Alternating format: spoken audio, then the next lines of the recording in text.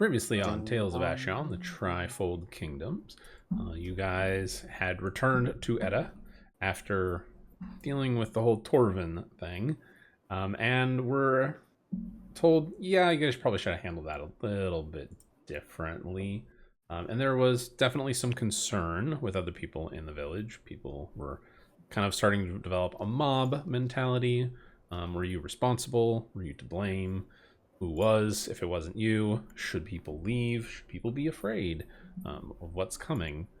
And with some pretty good persuasion checks, you guys managed to calm the crowd, let them know everything was under control, nobody had anything to worry about, and they, for the most part, went back about their daily lives.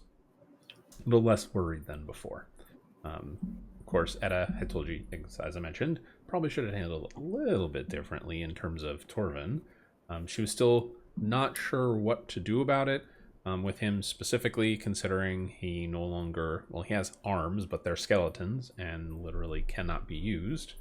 But she hasn't been able to figure out any more information from him at the moment. He's kind of an emotional mess. As you guys were getting ready to leave, there was this, 90-year-old woman named Mora Thorn that came shuffling in to the Greystone Lodge and was like, I need help. My granddaughter has been having nightmares. Her name is Anabelle, and she has been having them for about a month and a half. And mentioned, Mora mentioned that last night her daughter witnessed everything that had happened with Torvin, almost detail for detail. It's kind of a little creepy. At which point, he was like, probably you guys should go and take a look and investigate this. When speaking with Anabelle, you realized that she had disappeared about a month and a half ago for 2 nights. Nobody knew where she went and thought she was just gone. She was one of the disappearances until she returned without a scratch on her. No idea of what was going on or what happened, and no memory of being gone. Since that point, she began to have nightmares and waking visions. And at this point, Mora had been like, you should probably go and see an old dwarven dreamwalker named Helorath. And Anabelle said she knew where he was, but was scared to go and see him. With your help, you guys made your way up out of town, maybe about 30 minutes, to Helorath's hut, explained the situation, and he said he could send you on a dream quest of sorts. Watching through the dream quest, you witnessed various things occur. Some things that you may have recognized, and some people you may have recognized, and some you may not have. At the very end, though, through all the visions, you always felt like something was watching you or becoming aware of your presence. At the very end, the shadowy figure that called itself the Matron inserted crystals into Anabelle's body, and right before the vision ended, it spotted you and you were attacked. You guys managed to defend yourselves and free yourselves from the nightmare, or the dream that had become a nightmare, and awoke. Helorath said that this was definitely something to be aware of, and he would look into it a little bit more, but didn't have any additional details to provide. You returned Anabelle back to her grandmother's house with a little bit of direction, and giving her a little bit of understanding of what was happening to her. And in exchange, she provided some coin and an item for you guys. You guys, from there, returned to the inn to call it a night. And that is where we are picking up. It is first thing in the morning. You guys will say are down in the common room at the moment, having breakfast. And what do you guys want to do, if anything, at the moment?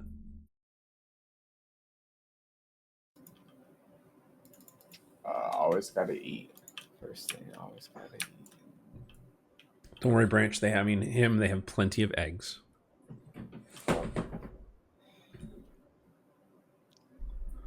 But Hem's thing is tomato toast. Tomato toast.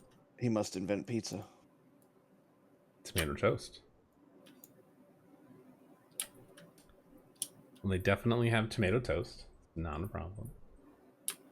Oh yeah. gonna take him a while to invent pizza. He's already Do happy. they with have potato avocado toast. toast? No idea what an avocado is, so unfortunately, Damn it. no. It's not quite the environment for avocados. It's outrageous. Avocados. All right, well, if you guys are just sitting there enjoying your breakfast, nobody says anything, you're kind of like, whatever. You all notice, not very subtly, the innkeeper's daughter, Tess, who's about 14 years old, seems a little awkward, kind of wanders up and just kind of stands there for a moment and just seems open-mouthed looking at you all. And she doesn't say anything at the moment. She just kind of stands there. I'm just gonna stare back. She shifts her feet awkwardly and then looks down at the ground. I'm gonna look under the table and look at the ground at where she's looking. She turns a huge bright red. I'll come back later. Okay. Okay. And then she shuffles off. Humans are strange. Indeed.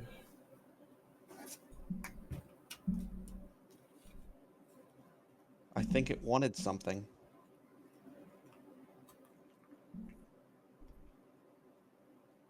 I'm gonna hop down off my stool and follow her. Okay.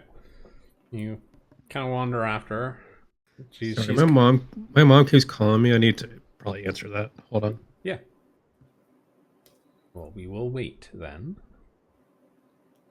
There's zero rush. This is where we get to play the elevator music. The human's probably bigger than I am. I mean, she's 14. You're how tall? 3. She's a little bit taller. She's probably like a foot taller than you. Yeah. Yeah, so she's still growing. So because 14, yeah, she'd be getting to her kind of a growth spurt. So she's definitely getting taller. Like you can see, like the dresses she wears are probably a little too small. Like she's grown quite a bit, and they just haven't gotten her new dresses yet. But otherwise, she's just a teenager. 14, barely 14 years old.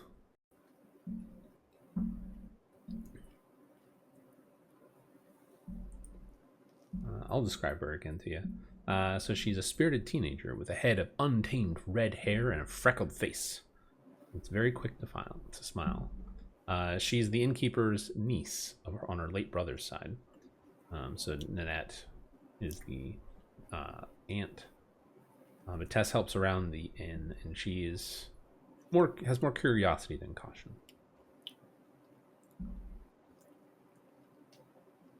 Redhead. No soul. Got it. She has a soul. Or maybe she No, just smiles dangerous. to steal everyone Just else's saying. soul. Mm. Uh-oh.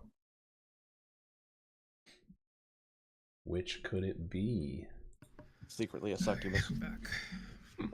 We're gonna have to interrogate her. Yeah. I mean, she did walk over to be like ask a bunch of questions, and then you just kind of like staring at her, Ermos.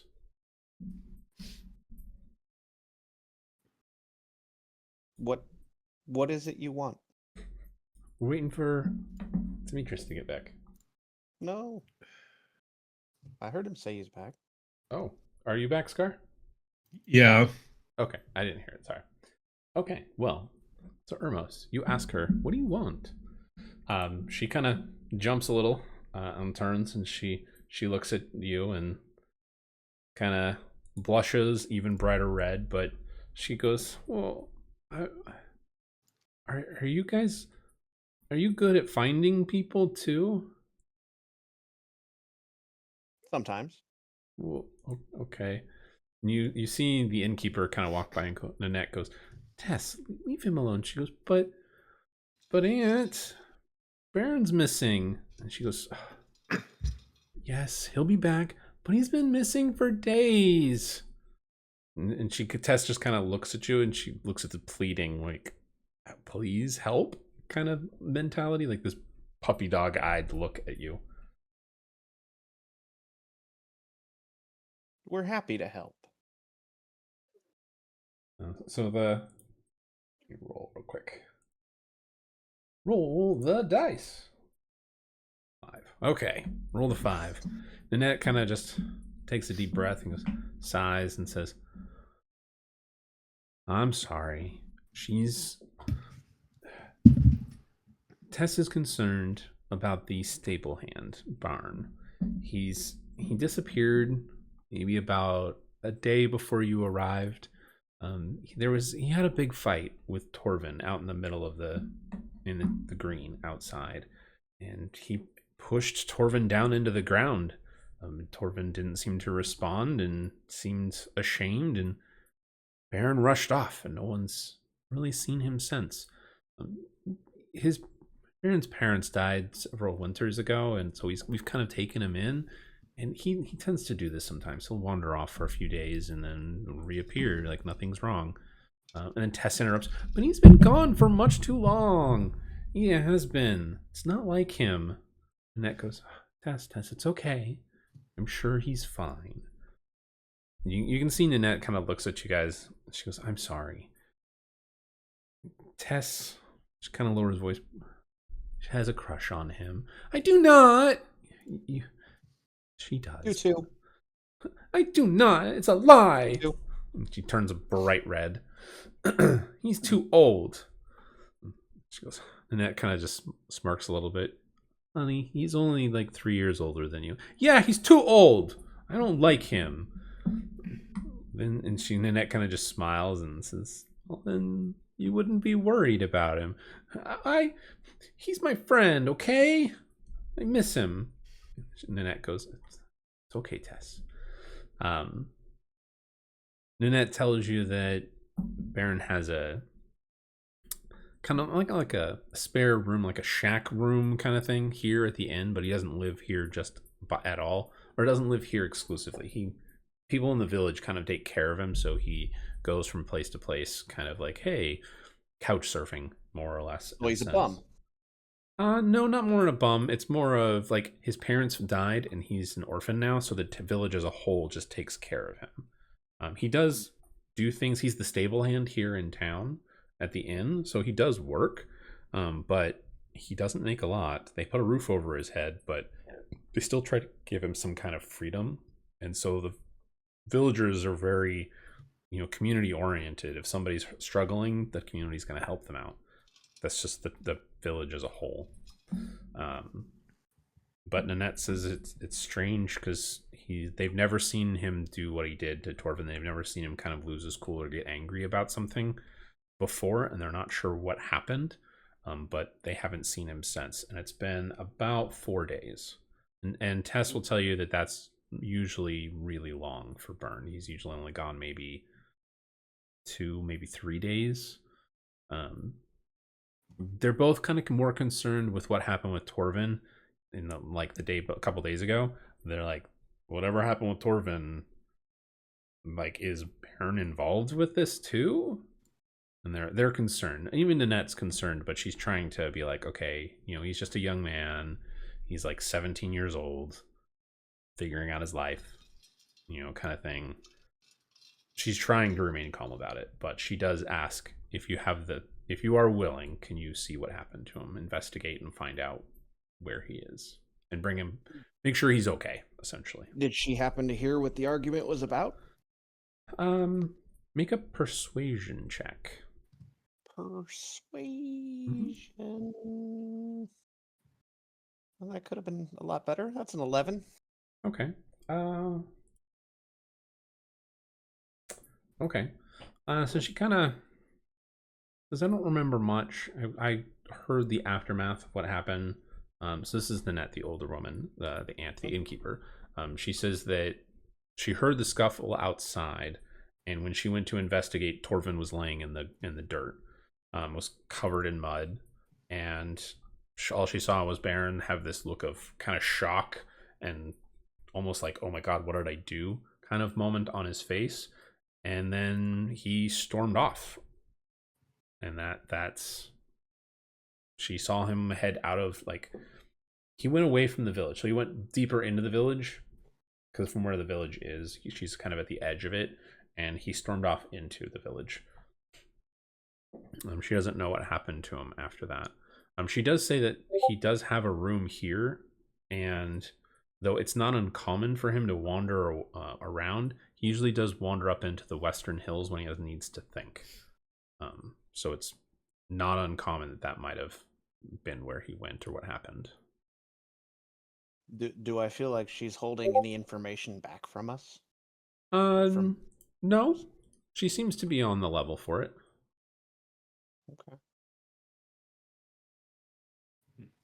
I'm assuming everybody has searched town, or you at least, stories to Baern's location. So no, in this case, no one has. So Tess tells you that she brought it up with her aunt yesterday, and Nynette was like, no, we don't have to worry about it too much. But Nynette's starting to get worried herself. She's just keeping it on the down low. But no one else, they haven't like gone around the village and been like, hey, do you know where he is? Has anybody seen him? They haven't gotten to that point yet. They're getting there. They're close. Another couple days, if he hasn't shown up, there's going to be people going around town going, hey, where is he? What's going on? May I see his room, please? Sure. Yeah, she leads you to the back of the Weary Heart Inn. So I'll read what it is. So, tucked behind the stables of the Weary Heart Inn, Baern's room is little more than a drafty lean-to with a thin curtain for a door. Inside is a straw-stuffed mattress that rests atop a wooden pallet, and a single crate serves as both a seat and a table. There's a worn wool blanket, a rusted lantern, and a small keepsake box tucked beneath the bed that are the only signs that someone calls this home.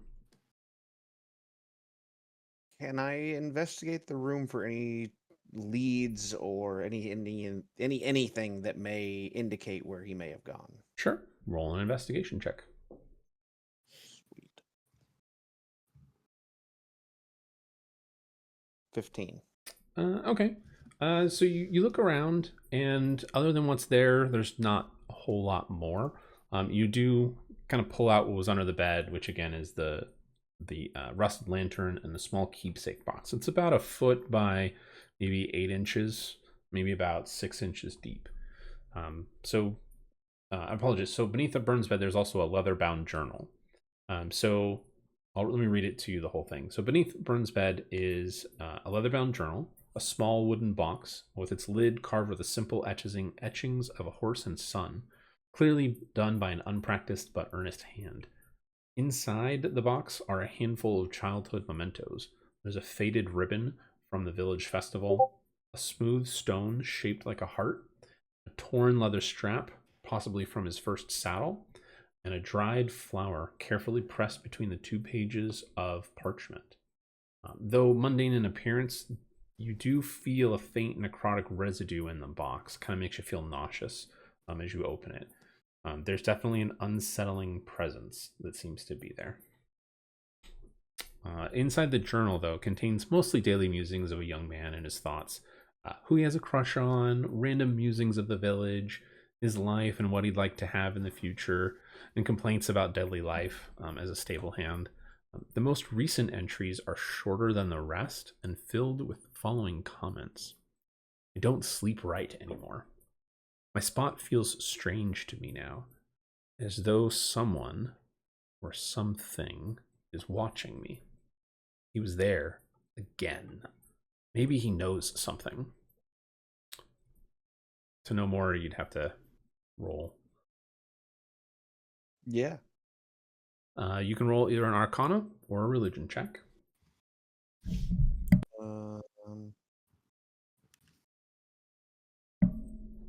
Try Arcana. Hey, 21. Hey. 21. So, from the Too high. box, you can tell that there was definitely some kind of magical residue something that is kept in the box that was far from ordinary. There is a faint kind of impression, kind of like maybe like he was putting things in the box and he couldn't close the lid all the way, so he pushed down on the lid. But you can see that there is the indentation, the impression of what you assume to have been a crystal of some kind. The crystal is not there, by the way. You can see just the impression of it. Yeah.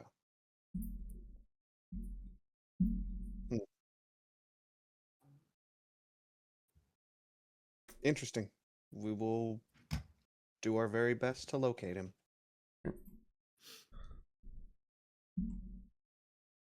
All right. Nynette, thanks. Shun says it would be very much appreciated. Of course, Tess is like, oh, yes, please find him. Bring him back, okay? And then she turns bright red when she realizes she's, saying she misses him. We will do our best. I won't even have you roll for this, but you can tell this is her first real crush. She does not know how to handle it.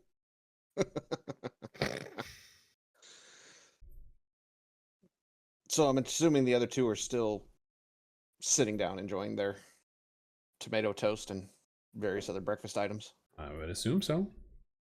Okay, I'm going to wander back into the common room and,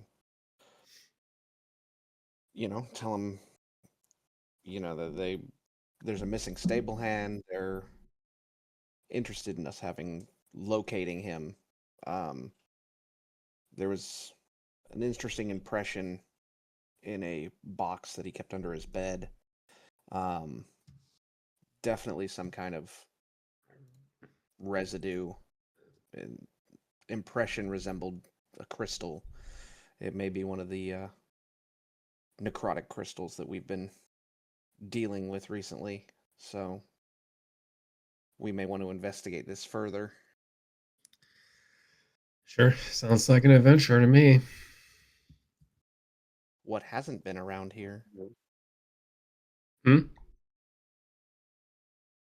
said, what hasn't been around here? Sure.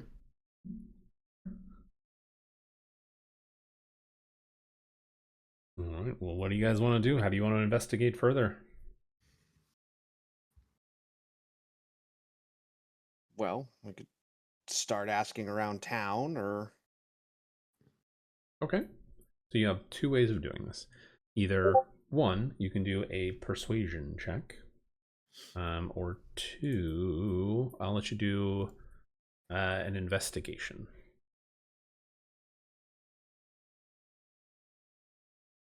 Well, I suppose I can do an investigation check. Okay, go ahead and roll. Why not? 15. Okay, just high enough. So you go around town, kind of asking people here or there. You spend a couple hours asking. There's a couple of locals that recall Baern shouting something about "You were there, and I know what I saw." Other people recall that Torvin looked genuinely startled when Baern confronted him and didn't even bother fighting back. He just simply sat in the dirt for a few minutes after Baern stormed off and was kind of like, he seemed not sure how to handle it, was Torvin's response. After maybe about an hour, you guys get closer to the edge of town, going south, or I'm sorry, no, I'm thinking wrong map. Maybe east, kind of towards the mountains. You have a couple people that mention, oh yeah, I saw him, heading eastward into the hills.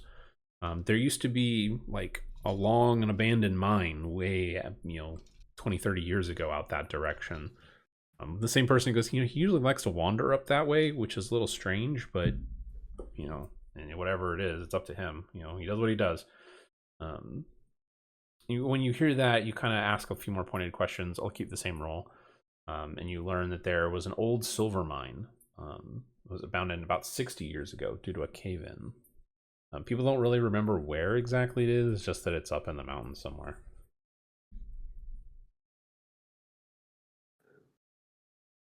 Okay. Helpful-ish. Is there a place in town where they might have a record of where that silver mine would be located? Ooh, good question. Make, I would say, an investigation check. Make another roll. 21. Ooh, okay. Let me pull up my NPCs list. There is an NPC that keeps track of records. Of course there is. Let me find her real quick.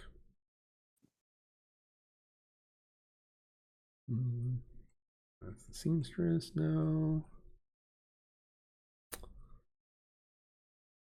Apparently I didn't write down her name, but there is a scribe in town. So let me... She who shall not be named. No, I'm going to give her a name. Give me 1 second. I'm going to find a name. Alexa. Alexa. Sure, we'll go with Alexa Runekeeper. Siri. No. No. Siri. Hey Siri. Don't do that to me, Scar. Oh my god. I hate you forever for that. Alright, we'll name her Alexa. And we'll say Runekeeper. Because why not? Oh no, I already have Runekeeper. I can't use that. I'll figure out a different name. Her name is Alexa something. Alright, we're gonna do the name. I can't believe I didn't write her down her name. Man. What's crazy is... So I'm now... Keeper of the Siri files. Oh my gosh. See, I am now suffering because my main phone, my personal phone, is an Android. I use an Android phone. But all of my work equipment, all my work hardware is Apple. They're all Apple products, and I have no idea how to work them. So my company phone was on silent for like the first 3 or 4 days that I had it, and I didn't know how to change that. I was like, I don't understand. The ringer is all the way up. It's not doing anything. And I've got like 22 missed calls, 500 text messages. Couldn't figure out how to make it not silent anymore. I can help you with that later on. I had to ask someone. I'm like, this is going on all the time. And I was talking to somebody, and she was like, oh, yeah, there's a thing on the side. Who puts a thing on the side? Yeah, depends on your model. Well, so the way it works is there's going into technical stuff. There's 2 different sound settings. There's one for phone calls and there's one for media. So if you like, media is gonna be like your music, videos, or whatever that type of shit is, and then the other one's gonna be like alarms and phone calls, like things like that, notifications. It's so you can. It's so that if you turn the volume up on the media, you don't turn up your phone volume at the same time. Yeah. So, anyways, yeah. So her name is Alexa Sidrent. Is her name Sidrent? Alexa Siri Sidrent. No. Oh my god, no. I might accidentally get killed, and my new character's name is Siri. Jeez. Rocks fall, everyone dies. Yeah, rocks fall, everyone dies. Exactly. What do you mean? Well, fun fact, I still use my PSP for media, for playing music, like a Walkman. Yeah. Yep. All right. Okay. So yeah. So Alexa Sidrent. She's an elf in her middle years. I don't know where my description of her is. I didn't add her to my list of NPCs, but I do have her because she was related to the woman that died in your adventure, Dustin, the one with you and JJ. She was one of the people that died. Okay. So yeah, so you go and find Alexa Sidrent. She is the local scribe for the town, so she keeps track of the records of when people were born, when they died, major events. She's also the one people hire if they want to do like any kind of legal binding document. She's the one that will sign that, make sure it's all, the T's are crossed, the I's are dotted. She's basically the town scribe, the town lawyer, the town, all of that, keep track of records. You find her place of residence, you knock on the door, and she is interested, like, that you're asking about it. She says it's very strange. No one's asked about the mine in, several decades. But she offers you, bring you in, and you rolled a 21. I'll say she takes about an hour, rummages through some records, and in her office, which is just a giant room of scrolls and books all over the place. Sometimes there's books stacked on top of each other. It seems chaotic. But she clearly has a system. She goes over to one section, finds a record, and immediately goes over to another stack of books and knows exactly what she's looking for. After about an hour, she manages to find a book and pulls out like a folded map of the region, and it's very out of date. You can tell just by looking at it that it's probably over 100 years old for the map. It probably hasn't been updated in at least that long. The village was much smaller The back mines then. don't tend to move. Yeah, well, she's an elf as well, so 100 years is not much. It's a tenth of her Blink life, of an if eye. that. And she pulls you over and kind of motions, well, here's where the village is. And she points out that the mine is roughly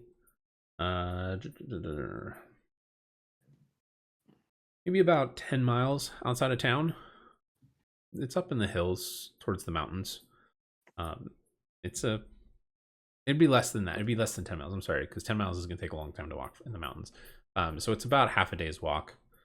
So it'd probably be about 4 miles in through the mountains to get there.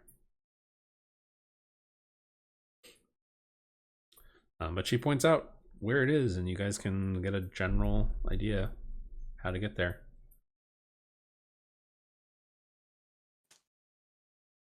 Off to the mines we go, I guess. Unless we want to talk to Torvin first, we might be able to interrogate him, poke him with sharp things, and figure out what he knows. I thought he was still like kind of hysterical. I mean, you haven't seen him it's been at least 24 hours. I mean, he probably still remembers y'all. Sure.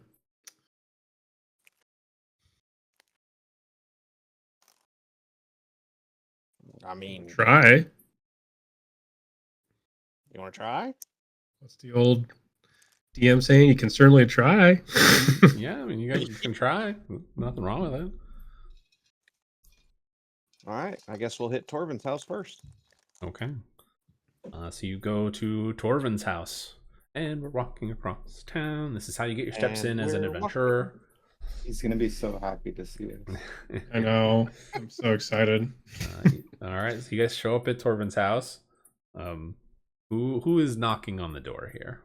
I'll knock on the door. Okay. Knock on the door. About 30 seconds later, you hear some shuffling around inside. Somebody's moving around. You hear a muffled voice, and then you hear the latch click, and the door opens, and you find it's actually not Torvin that answered the door. Oh, yeah. You can't undo a latch with no fingers. Yeah, it's Brother Yeah. Orlin is there. And he goes, oh, good afternoon, Ormos. What brings you here? I wanted to have a discussion with Torvin about an altercation that occurred in town a few days ago. Well, maybe more than a few, but I wanted to I had some questions for him regarding a stable hand that has turned up missing for the last few days. Oh, you're talking about Baern and. Yep.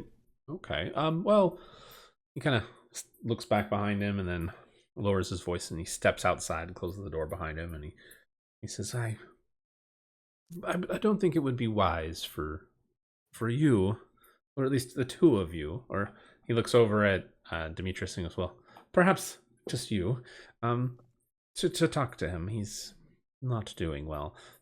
If you wish, you can ask your questions of me and I can relay them to him. It might go easier. Well, I mean, probably. You're not wrong. He probably doesn't remember me. I could wait outside and go in and talk to him. Very well. If you wish to come in, Ormos, you may. And Demetrius, it would definitely be good if you waited outside. This is a DM question because I don't remember. Did you go inside? Were you with them when Brother Orlin and everyone else showed up? Yes, he was. He was? Yeah, I was there. And But he wasn't like the aggressor.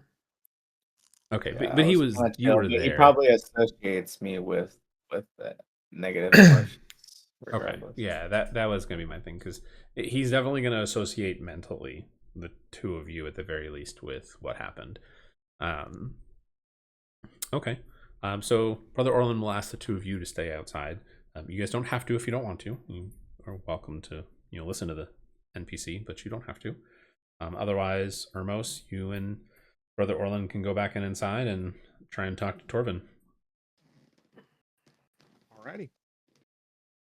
All right. I'll be right back. Demetrius and him, are you both staying outside then? Yes. Yeah, it's Okay. probably for the best. Okay. Well then, That's Ermos, probably for the best. yeah, Ermos, Brother Orlin brings you inside, and you walk in, and you've been around Torvin's house very well. No, never. This is the DM talking, but you go to what essentially is his kitchen table, and you can see that from his shoulder all the way down to the tips of his hands are just wrapped in bandages, and there's definitely you can tell at his elbow, like the bandages aren't just wrapped around like flesh, it just seems to shrink and just seems to be covering bone, which makes sense, but he's wearing more or less mittens that are made of gloves that are like wraps, but he just kind of is staring at his hands, just dumbstruck, in shock still. Brother Orlin pulls out a chair and motions for you to sit, and walks up to Torvin and goes, Torvin, there are someone here that would like to ask you some questions. Are you okay with that? And you just see this dazed, completely out of it look, and he just slowly nods. Doesn't say a word. It's rough. Okay. I'm gonna hop up on the chair because it's a chair. It's a task for me. There's an obstacle. Sit down and realize I can't really see over the top of the table. Stand back up. So Torvin, first of all, I would sorry about the hands. That sucks. I'm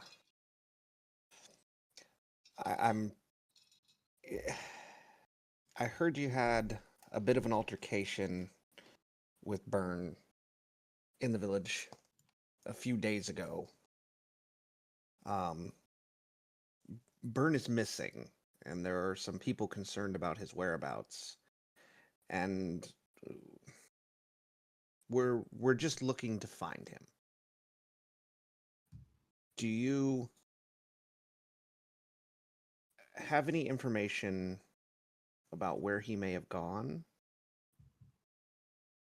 Okay, go ahead and make it's going to be 2 checks for me here. First, I want you to make a medicine check for me here.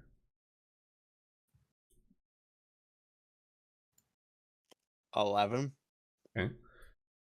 So between you and Brother Orlin, you both kind of try to be respectful of Torvin. You're trying to set him off or anything. You're very respectful of where you're sitting. You don't get any closer. Kind of try to put him at ease, and he seems to relax a little bit. So the second part is going to be it'll be a persuasion or an investigation check. Your choice. Investigation. 16. Okay. So Torvin doesn't say anything for several minutes. And you're almost sure, like the silence just stretches. And you're almost ready to ask your questions again. And he finally just goes, oh my gosh, I just lost my notes on it. He just says, oh, it was just a misunderstanding. And that's all he says to start.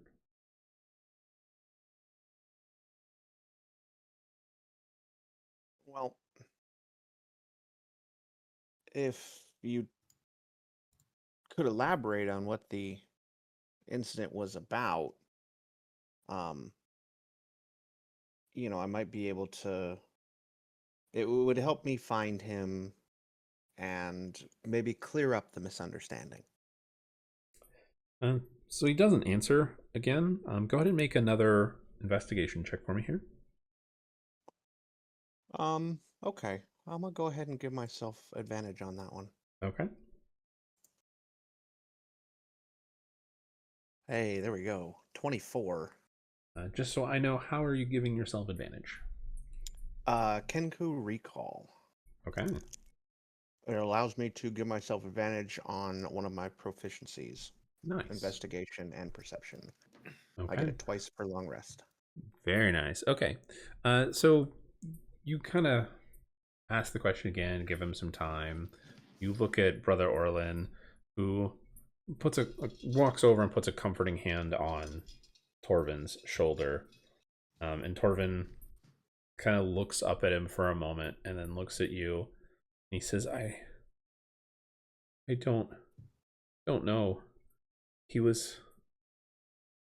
just kind of seems to stop there. Like, and you see the look in his eyes, like he's kind of remembering that moment. You get when he has that distant look to his eyes, and he goes, tensions are so high in the village, but it's not Baern's fault. He lost his temper, and I don't know why.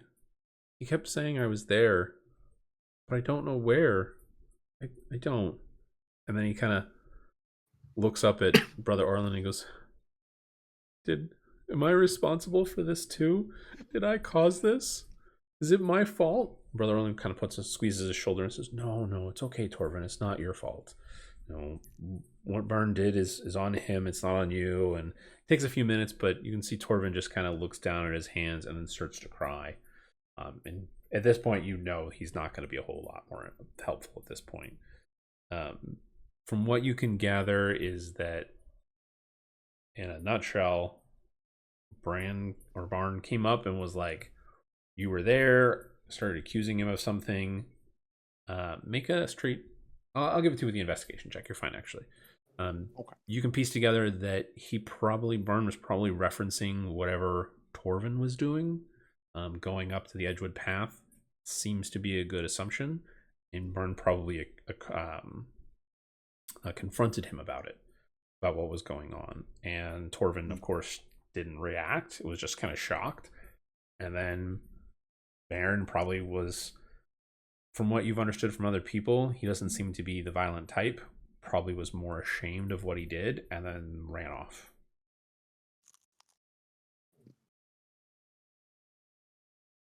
Okay. Well, thank you for the information. We will endeavor to find him.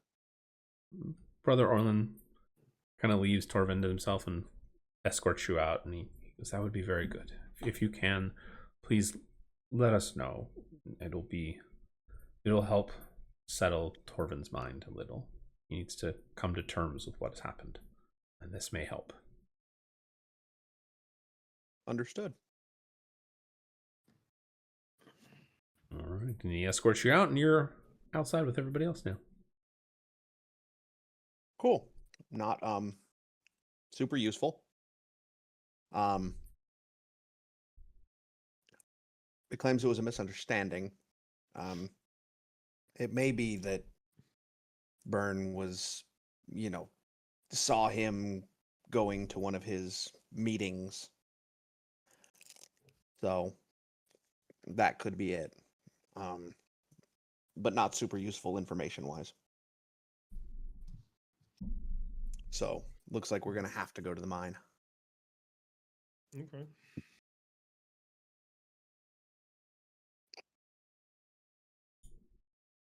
To the mines we go, I guess. To the mines of Moria. To the mines of Moria. And thankfully, there's no friend. There's no Balrogs here. No pit demons. No pit fiends. That'd be rough. Those things are like level 20. That'd be rough. Yeah. Okay. Go ahead and somebody, doesn't matter who, give me a survival check. Or I'm a survival. Not me. I'll do it. Whomever, yeah.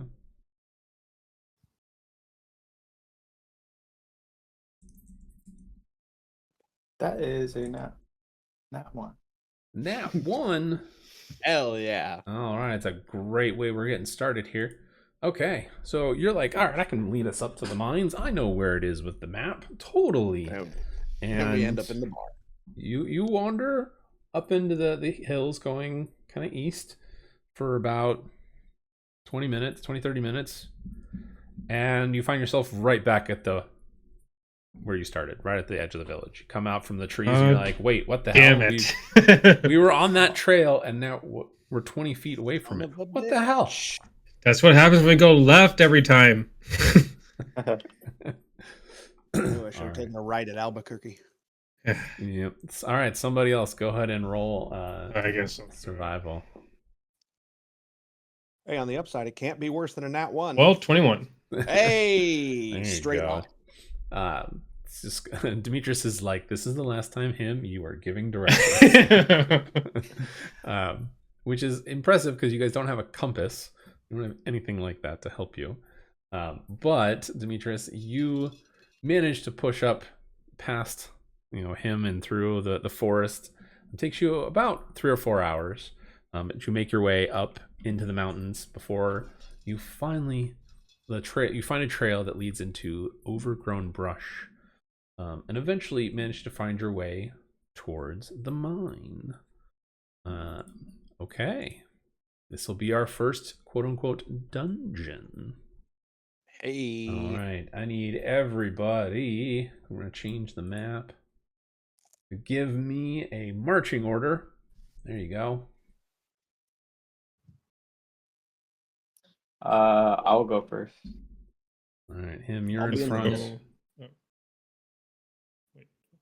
All right, go ahead and make a perception check for me here.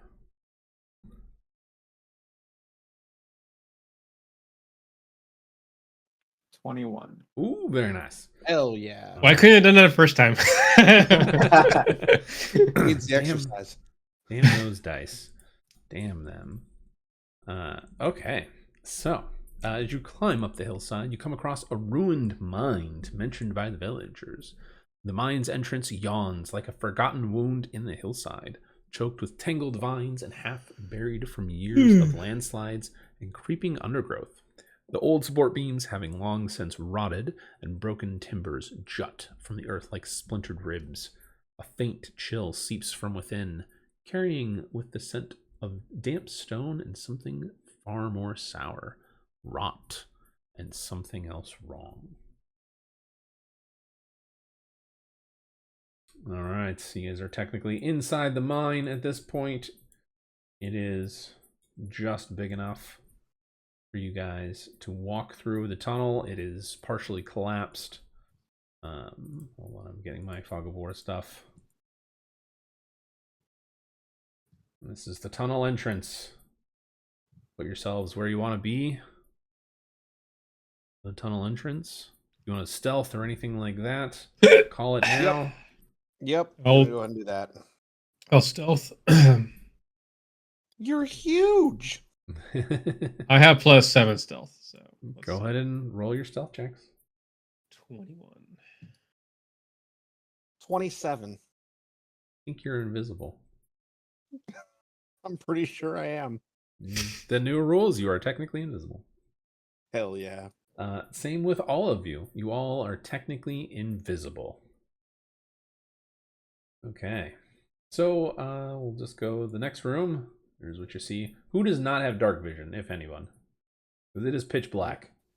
I have don't dark think- vision. I don't have it. All right, Doesn't him. have- You move halfway down the tunnel to where you are, and you're like, I can't see shit.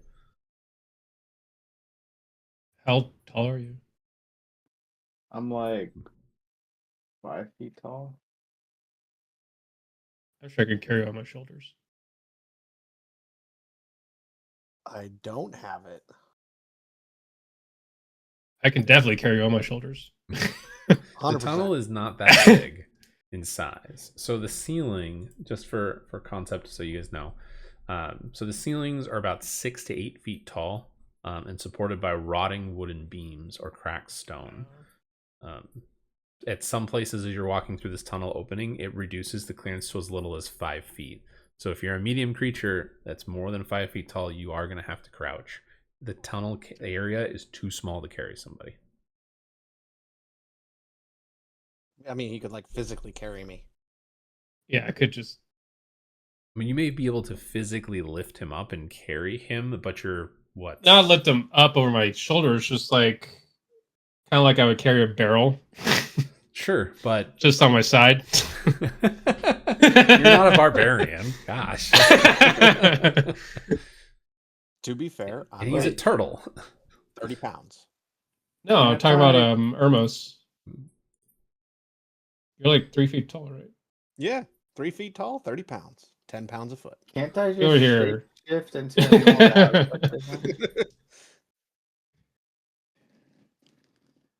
Can't I just wild shape into like a bat? Sure. You mean you have wild shape, so yeah, it should be one of those. Well, you can't fly, so you can't be a flying creature. Oh, can I be a non-flying bat? Maybe a creature that has dark vision. Wait, cats have dark vision, right? I can They just do turn into in a D&D. cat. Yeah, they have dark vision. I'll just turn into a cat then. Okay, yeah. So you turn into a cat. So, I was like, oh, kitty! I like kitties. My character loves kitties. Branch, just so you know, you can add like wild shape creatures to your category. It's under extras. So let's see. There we go. I'll add one for you. I added a cat. So you just have to refresh. And you should be able to see cat listed there. Those will be your statistics under extras.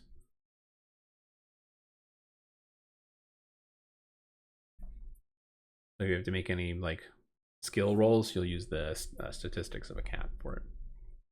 Oh, gotcha. I was on the wrong character sheet. Wrong character sheet. Were you playing as go. Branch?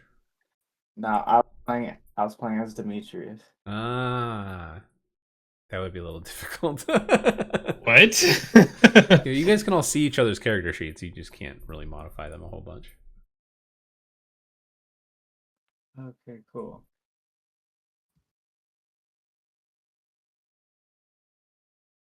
Oh, that's not a good sign. I don't like that. I don't like that either. Don't like what? Interesting. I don't like that roll you made. That's 2d20. Oh, that's right. You guys can see them all right now. Haha, you can see my rolls. Oh no. Well, I mean, you can see them, which is fine. I'm not going to tell you what they go to. Well, that doesn't make me feel better. Well, so I rolled 2 20s. You can't add 2 20s together for something. So, I won't tell you if it was advantage or disadvantage on a roll.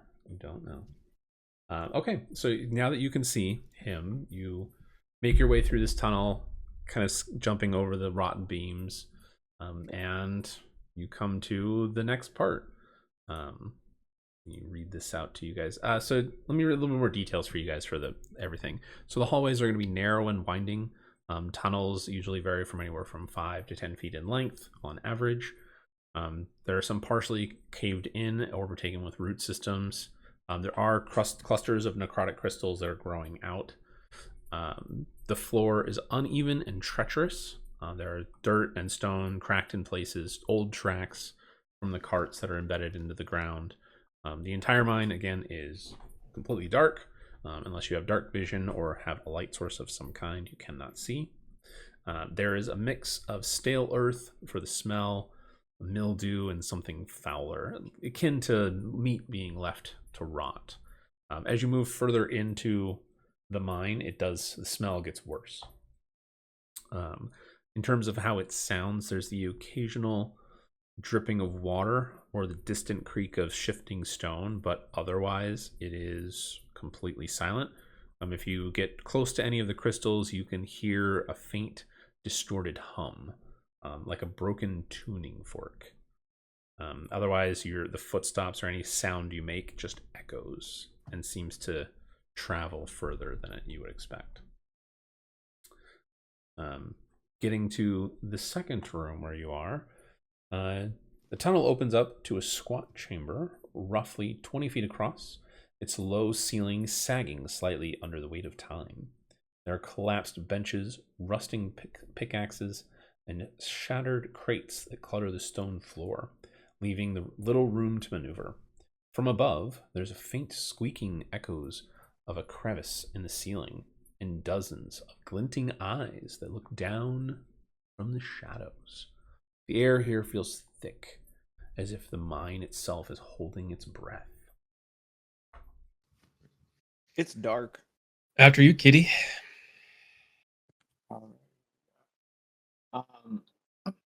I'm just gonna walk down. I will say, I do have 60 feet of dark vision, which is cool as a cat. Okay. Everyone go ahead and Two. make a another stealth check for me here. You all have disadvantage this time. The terrain is difficult terrain. 22 with disadvantage. What the 19 with fuck? disadvantage.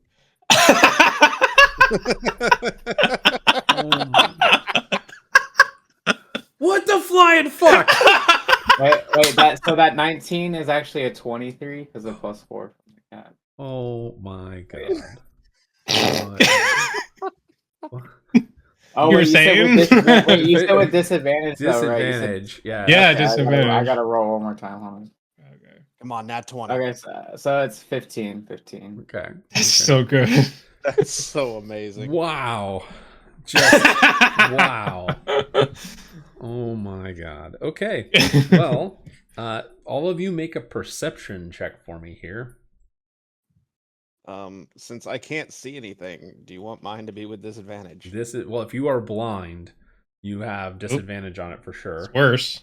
So Okay, well, I can't see anything because it's dark and no dark vision. So Well, yeah. So you would get a minus. but I'm carrying you though, so I should.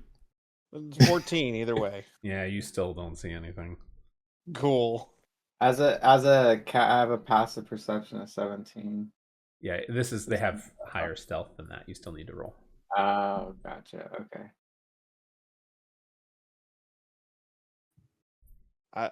No, it was so close. You have okay. So I have a lantern. you look around and are like, okay, there's a bunch of debris on the ground. It's difficult terrain, so your movement is halved. You guys are stealthed. You feel pretty quiet. You all have the invisible conditions still. Fucking cannot believe you all rolled that high. Disadvantage. Jesus Christ.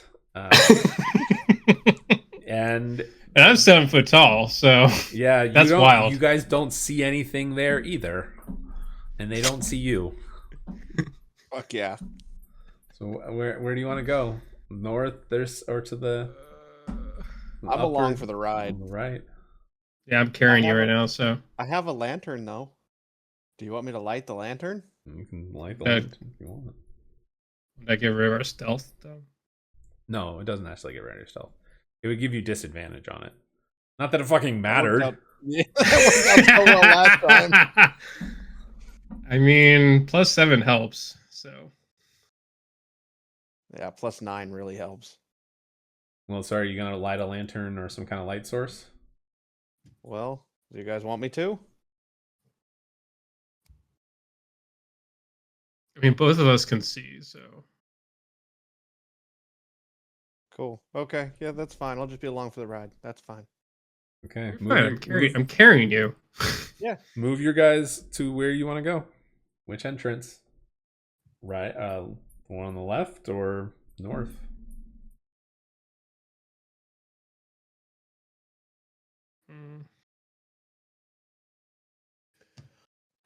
Guys, I think we should split up and cover more ground.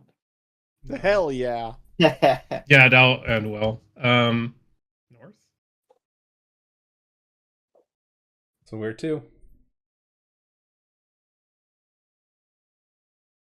North. Well, you guys got to move your character. Come on, guys. I can't see. Well, just agree with me then. Okay, let's go that way. Tim is going north. It is. Okay. You enter into the hallway. and you find that it's... Oh, I'm doing the wrong one. Extra Thanks. focus. We are enveloped in darkness. In darkness. It splits to the right and to the left. Oh my god. Damn it. Yeah. All right, I'm gonna go back and go the other way. See what's there. Let's go back. Okay. So you Gross. look in and you can see another room. Well, let me read it to you. So this chamber reeks of mildew and old timber. Collapsed shelving and half-rotted crates litter the floor. Their contents long spoiled or rusted beyond use. Tangled roots, oh my gosh, creep through the walls and the floor, some pulsing faintly with a sickly green hue. As your foot steps into the room, the roots shudder, then snap to life with a hiss, writhing and lashing towards you. Everybody's gonna roll initiative here in just a second. Guys, it smells funny in here. Ah. It does smell funny in here. You're right. I feel like I'm gonna have to use my first action to light a lantern. All right, everybody roll initiative. 19. 19. Come on, Branch. 11. Oh. All right. So what That'd you have been funny as see shit. are, let me unhide these. Some like plants, vines specifically, start moving and moving in your direction. They look like Demetrius, green you are bunny first. What do you want to do? That's because they are green bunny rabbits. They are, because they use the awakened shrub enemy, but they are not shrubs. They are bunny-shaped shrubs. Look at the teeth. Look at all the bones. Not the teeth. Alright, I'm gonna hit this bee shrub. All right, make your attack. I would like to request before he attacks to put me 16? down. Oh, he would just let you. Oh, go. 16. You just thumped to the floor. 16 will hit. They're not bad. Okay. They don't Please have do any not hit use points. me as an improvised Or weapon. AC. Oh, I was gonna use him as an improvised weapon. Damn it. Okay. You had the opportunity to throw him, but you lost. Ah. the chance. 8. And then 8. surprise attack. Yep. That is a 9. And you shatter it. As you slash into or like bludgeon the vine, it starts to crumble to dust, and you just clamp down at it with the butt of your staff, and it just cracks and breaks and just crumbles to ash. One of them is dead. Dead, I tell you. And unarmed strike as my bonus action on. Okay. So maybe Let's that's see.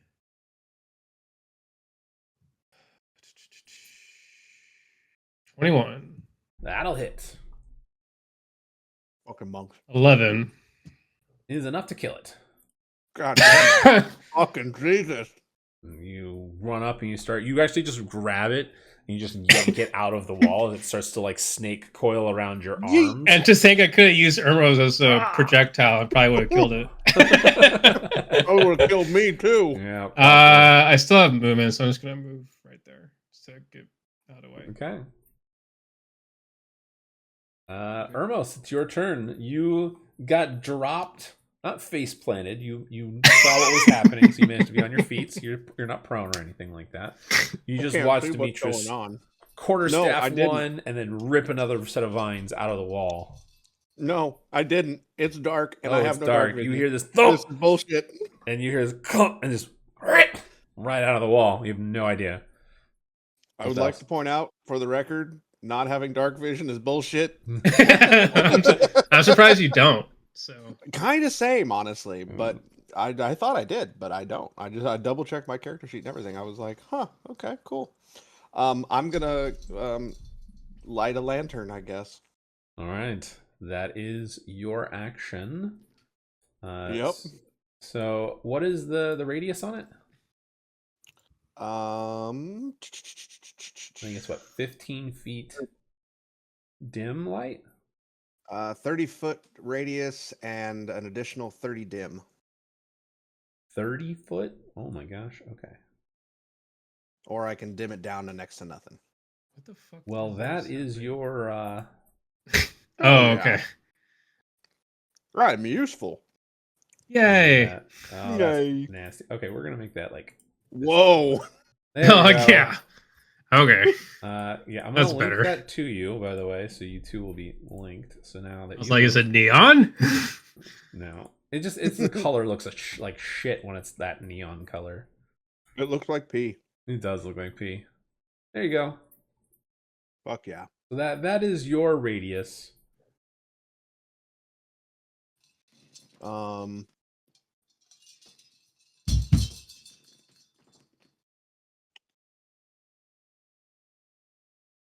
Yeah, that's gonna be it. Okay. Well, I'm gonna move you back here so you guys aren't on top of each other. Technically. I mean, yeah. All Go right. get stepped on by a giant turtle. The shrub is going to wiggle its way through to him. And it's going to get a single melee attack. It rolled a 2. That's still the Totally misses. That's it. That's all it does. That's its turn. It'll be bad news bears if that hits. But here comes the bad news. With the lighting of the lantern, you hear a screeching noise as a swarm of bats comes flying down out of the ceiling to attack Hermos. Why are you like this? You could be any other way. I could, So, but that's not fun. I'm trying to remember. So, a swarm, that's just considered one enemy? It is. Swarm? Yeah, so Okay. it's like 100 bats basically flying around around you, but it's considered one monster. So you just swing until there's not enough to do any damage to you guys, basically. Why couldn't him have turned into a bat? That's bullshit. Hey, that's just the way it works. It's the way a cookie crumbles, That is apparently. the way the cookie crumbles. All right, and it's going to attack Sir Hermos for a 22 to hit. Rude. That hits. All right, you take 5 piercing damage. And that's it. That's its turn. All right, him, you're up. What do you want to do?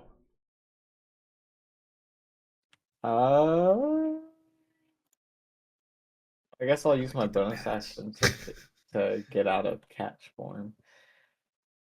Okay. And then I will use my action to I will use ice knife on the swarm of bats. Okay.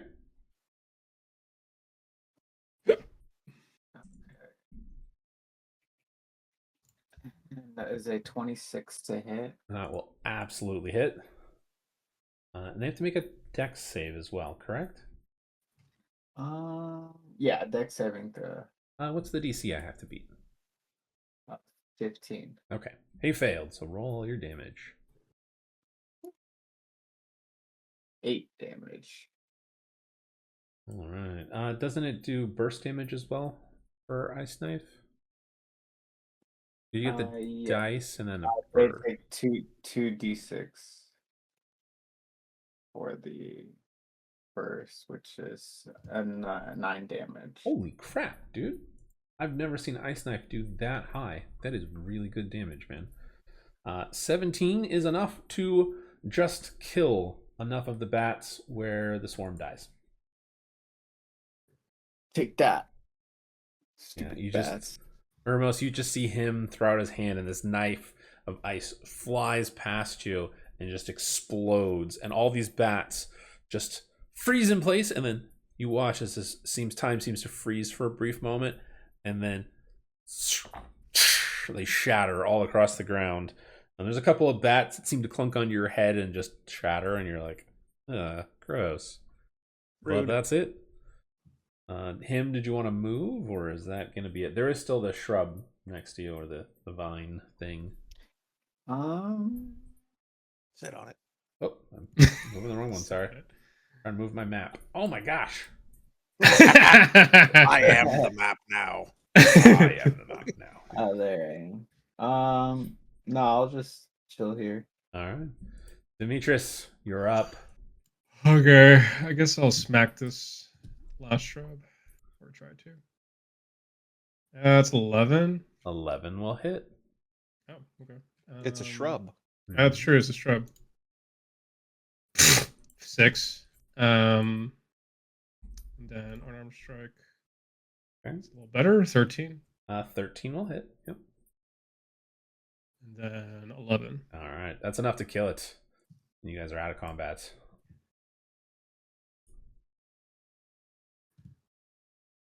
I used to be a gardener, so I can prune. In another life, you were a gardener. Yep. All right. You're out of combat.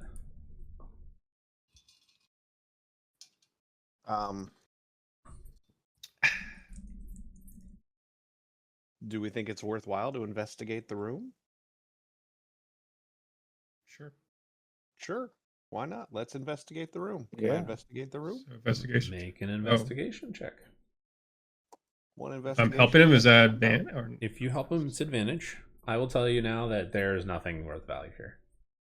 God Everything is long rusted or rotted away. wait, why? I got an There's my 18. character. I am the map. I am the whole. Whee! Look at that. All Well, right, nothing else in this room. Where you have two options. You go east or right or left, I should say. Oh my gosh. I'm gonna I say right. Can I shrink the size of this thing? You should be able to. If you can't, I can do it. I feel like there's probably an edge that I just have to drag. There we go. I'm gonna reduce the size of this thing to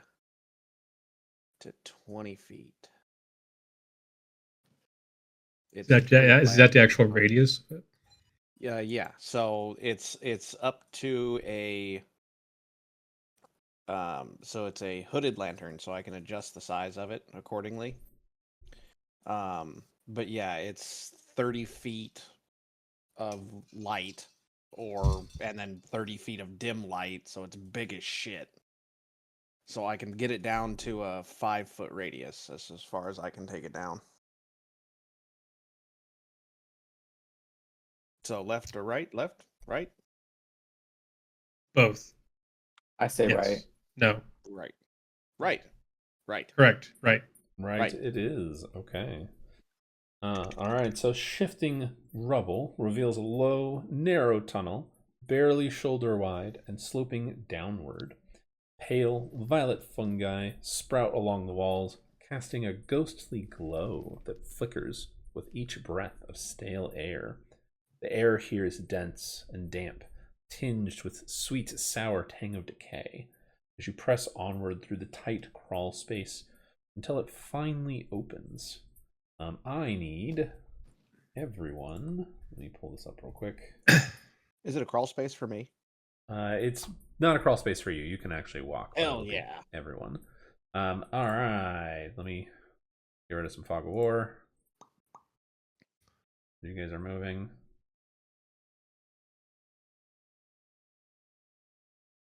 All right. Is that the marching order? So Ermos, you're first. Sure. All right. So go back. So Ermos, hold on. Let me move you. You get to here. That's not me. That is you. I know it's you. That's It says Ermos. That's my light. And you're moving with the light. Oh no, there it went. Finally, it caught up. My thing was way over here still, and then it went bloop.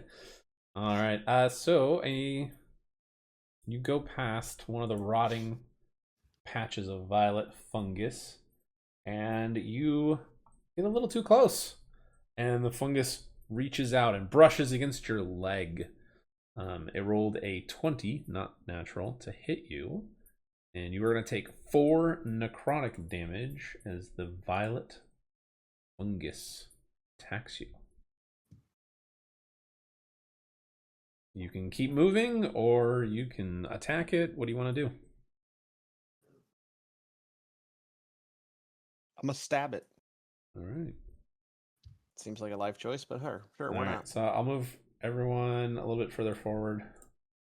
But you do get the hit, which hits on it for sure. I feel like this is a life choice. Make your damage. You hit it. 7. Okay. It's still alive. You want to keep moving, or are you gonna stay there? Otherwise, I'm gonna have us go into initiative, just to make it easy. Well, if you attacked it. Keep moving, or It's going to attack all of us. probably. We should just move past it. Yeah, just move past it, or keep going. Stab it again. Stab it again. All right. So if you're gonna try to stab it, we're gonna go into initiative. Oh, hold on. I want everybody go ahead and roll. Oops. Oof. That's gross. Hey, What the fuck? we rolled too well on our stuff earlier, and now we're We did. All right. Well, Demetrius, you are first yet again as you see the fungus lash out at Ermos and hit him. He takes it and goes, ow, and stabs and cuts some of the stalks of the fungus as they're glowing a slight purple color or violet color. But you're first. What do you want to do? Okay. Gonna smack this thing. 11. 11 will hit. Okay. So that's an 8. It's still twitching, still alive. Unarmed strike. 21. That'll hit.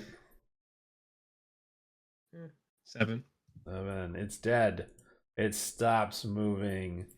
But we're still in initiative. The tunnel is filled with the violet fungus everywhere. So you're not really sure which ones are alive and attacking you, but there are potentially more. So Demetrius, you can still move. And you can move through each other's squares.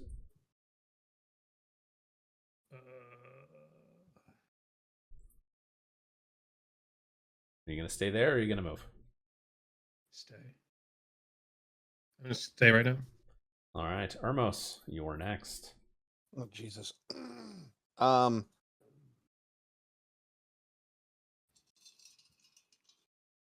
I use my bonus action to hide from the fungus? Sure. You do have disadvantage because you're holding a lantern, but yes. Okay. Stealth roll.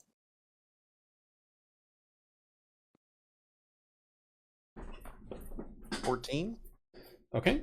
You feel hidden. You do not have the invisible condition at the moment.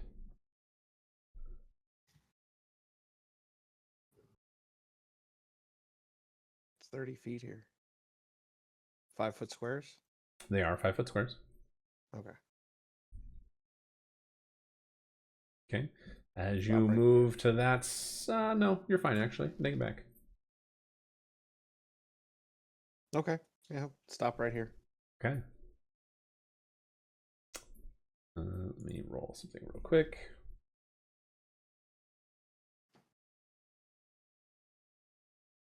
Okay. That brings it to the other fungus, which you actually just walked past. Unfortunately for you, it has blind sight. So it knows where you are. And it is going to attack you. Because you walked Fuck that past it. fungus. Got an 18 to hit. It hits. You're going to take 4 necrotic damage. And then it gets its second attack, which also was an 18. Damn, I rolled the same roll. So that's another 4 necrotic damage.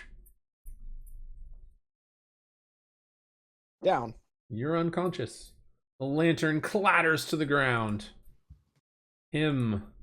It's your turn. You watch as you see Ermos kind of stealthily start to move. And he gets around the corner. You can't hear him anymore or see him anymore. And then you hear this clunk clunk. You hear two thuds. One is him hitting the ground, and the other one is the lantern hitting the ground, and you see the light flickering across the wall. What do you want to do? If you're talking, we can't hear you. Oh my gosh. I'm sitting here talking to myself. Let's see. Okay, so I'm gonna. Oh my gosh. Okay, I'm going to move down to Irmos. I'm gonna check out the sound, see if he's okay. Okay. Notice that he's not okay. And then I'm going to. Does. Oh no, that's not an ability check. I will just cast Healing Word on him. Okay, cast away. So you gain 12 health. Hot damn.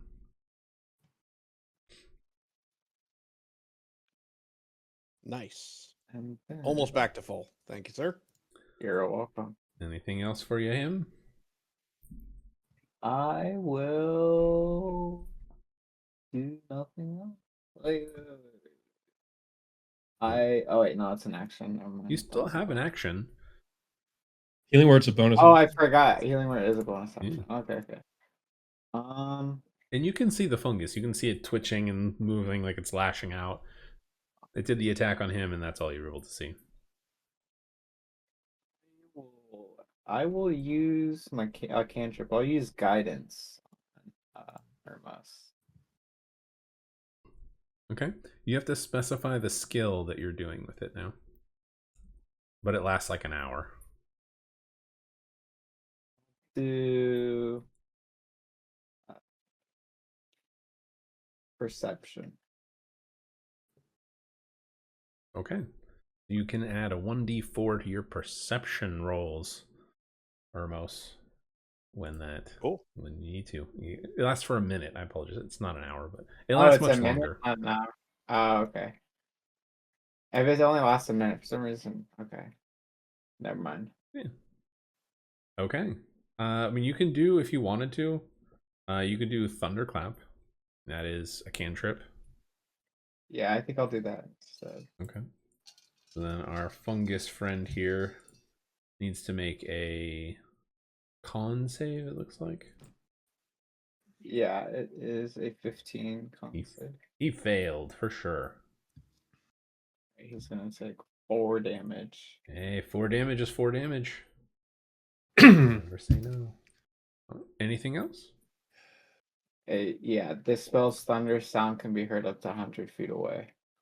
It echoes just repeatedly throughout the entire chamber. What's creepy, though, as it echoes behind you, back the way it goes, it hits like this wall of silence, and you just feel the sound get absorbed. It's creepy. I don't like that. Scary. I don't like it in here at all. It's scary. Mm-hmm. All right, unless you got anything else, it will be Demetrius's turn. Okay. Yeah, that's all. All right, Demetrius. Over here. You walk into the light. Try to smack it. That's a lot better. 23. 23 will hit.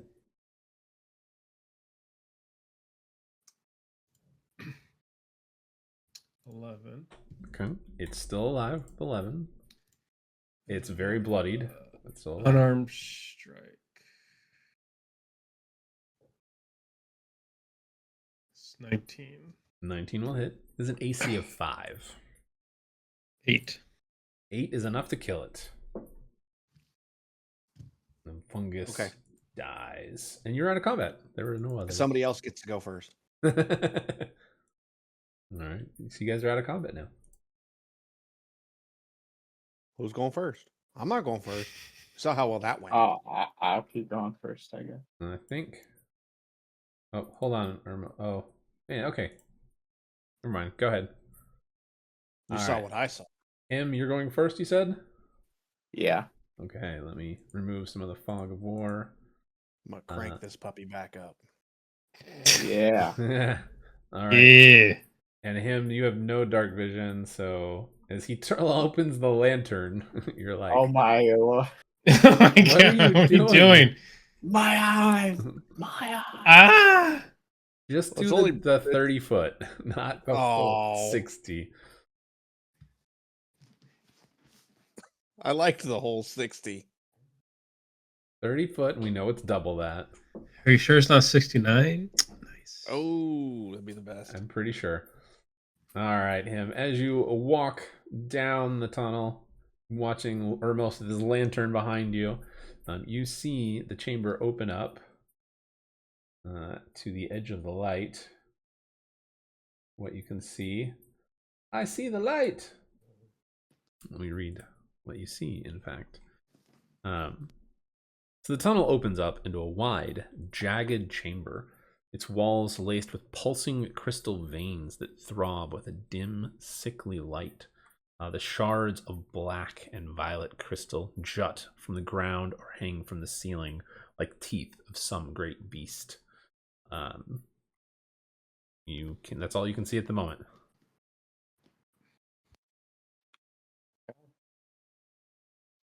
We'll keep going, I guess. All right. I will say you guys get there. Let me draw the circle thing again. Look at this. You guys can see so much now. All right. So the Yeah. rest of the light will be dim. So I'll give you the entire thing because you can see dim light. And I'll read the rest of the description now that you can see it all. Oh boy. All right. So you see Baern lies motionless near a low crystal rise. His body's curled and breath is shallow, but you can see that he's alive.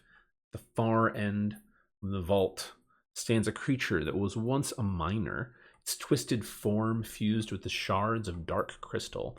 Empty eyes glow faintly in a face stretched tight with undeath, and fragments of broken tools protruding from its spine.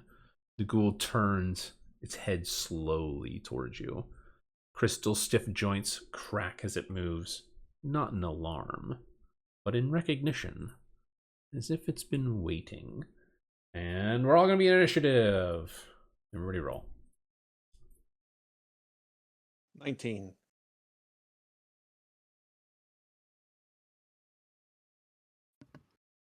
26. 26? What is this bullshit? 5. All right. All right, Demetrius, you are first. Oh, I need to add one more. Hey, just enough. So I don't have to bonus action.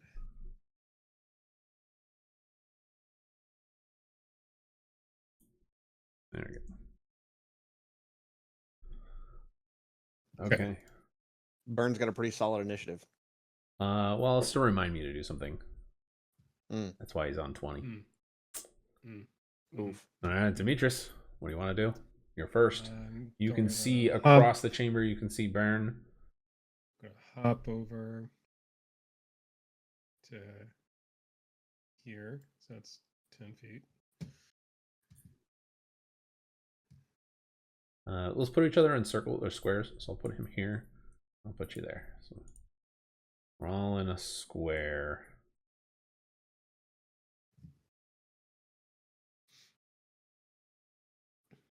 All right, what do you want to do? Okay, I'm gonna smack him with Smack him. stuff. 14. 14 just hits. I also need you to roll a d6 for me here.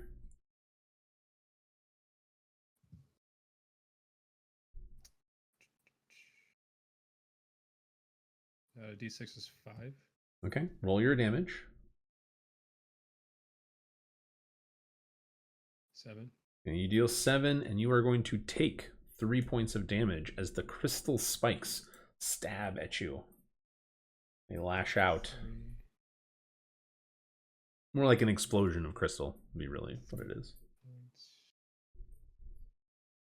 Okay.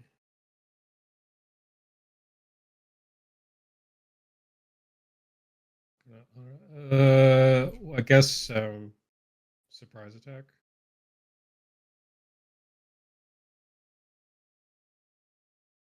Seven.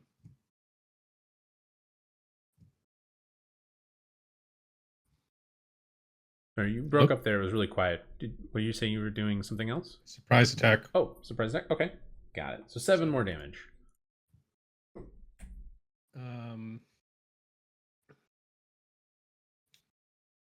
Oh yeah, unarmed strike. Okay, go for it. That's a 10. 10 does not hit. Good. All right, you gonna stay there? Move? Anything else? Oh, I lost my. No. I got under the thing. I'll just move back.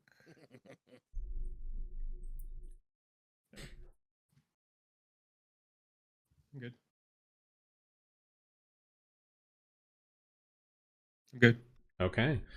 So Scar. Actually, I will roll it since everybody can see. A 3. Nothing happens. But on initiative round 20, I need everybody within 5 feet of a crystal. That is all of you. Need to make a Constitution saving throw as the crystals flare to life. 22. 17. 18. Damn you all. Damn you all. I'm going to make these DCs higher. The DC for this is like a 12, okay? Like, fuck my life. You don't know that we'll have a bad one time. That's not fair. No, I'm going to... We have like it's like +2. I know, but I'm still going to Come make on. it harder, okay? Come on. Yeah, mine's only a Jeez. I mean, you guys have like a 50-50 chance, so it's pretty good. You guys are rolling really well. Yeah, we've been solid today. Okay. Well, that brings it to Ermos. Your turn. Okay. Do I have to set down the lantern to use a short bow? You would, yes. Okay. Would it be an action to, No. get it out of my hand? No, Okay. I would say it's fine. You can do it all in one smooth action. Kind of put it Clip down on the my ground bow or kind of thing. drop it and draw your bow and shoot. Okay. Do you want me to ungroup from the lantern light Yes. in that case? Because then you can move without the lantern. Okay. I'll ungroup there. Oh, no. This is what the no. ghoul looks like, by the way. Why are you like this?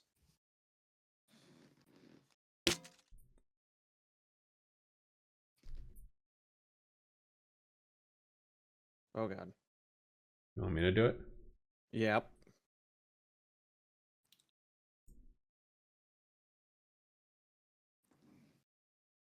It is super broken. Lock and hidden. There you go. Move yourself. Okay. I want to go here. There. Then I'm going to use my short bow. 18 to hit. 18 will hit. Ew. 7 damage. Okay. You notice as the arrow pierces into it, it seems to kind of shrug it off. It takes damage, but it doesn't seem to take as much as you thought.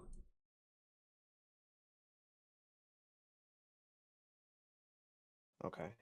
Anything else for you? No. No. No. Oh. No. That's fine. Okay. That brings it to our ghoul friend's turn. Ghoul friend, haha.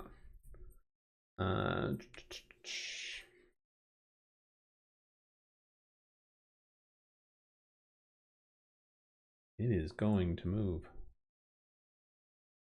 here. Rude.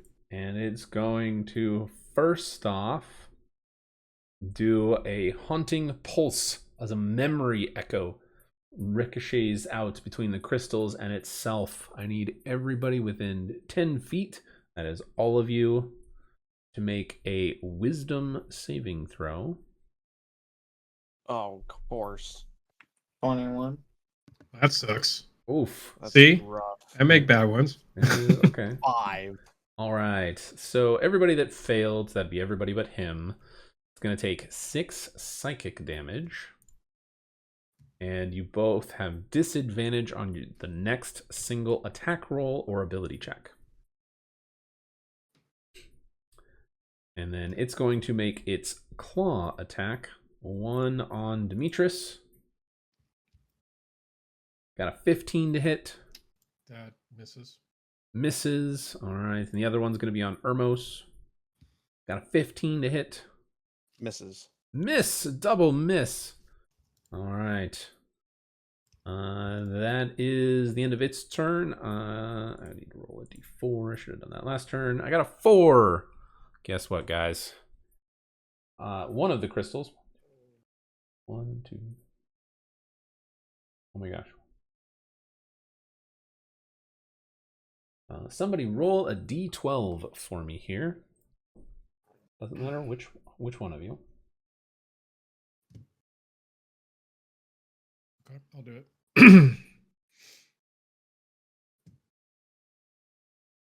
2. 2. That's unfortunate. 2 is actually the one right next to him and Ermos. All right. Him and Ermos, I need you both to make dexterity saving throws for me here.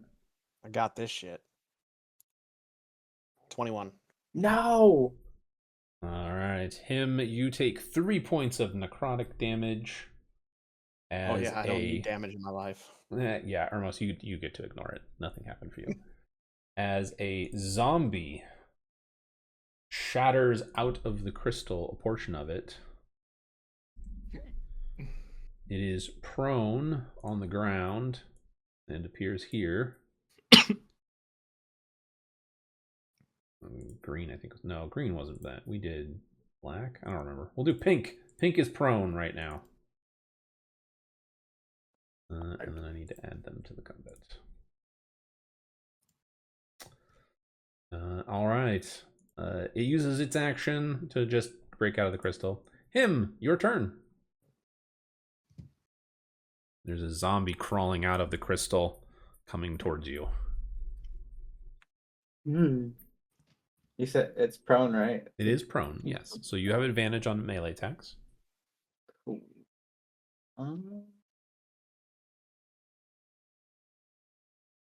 Okay, I'm going to whack him with my staff. Okay.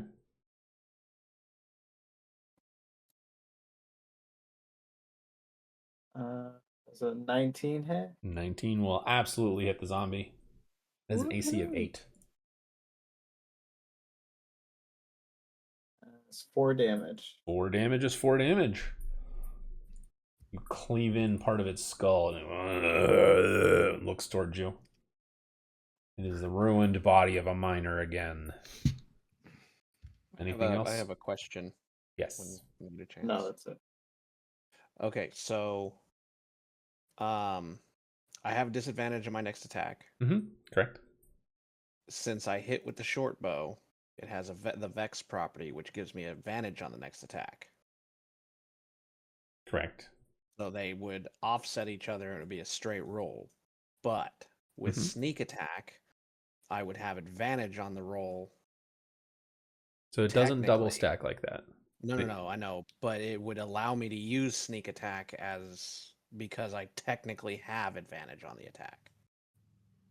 Even though I also have disadvantage. So they're negating each other, so it's just a straight roll. Well, right, but could I use the sneak attack since it requires to have advantage? The answer would be no, because you do not have advantage.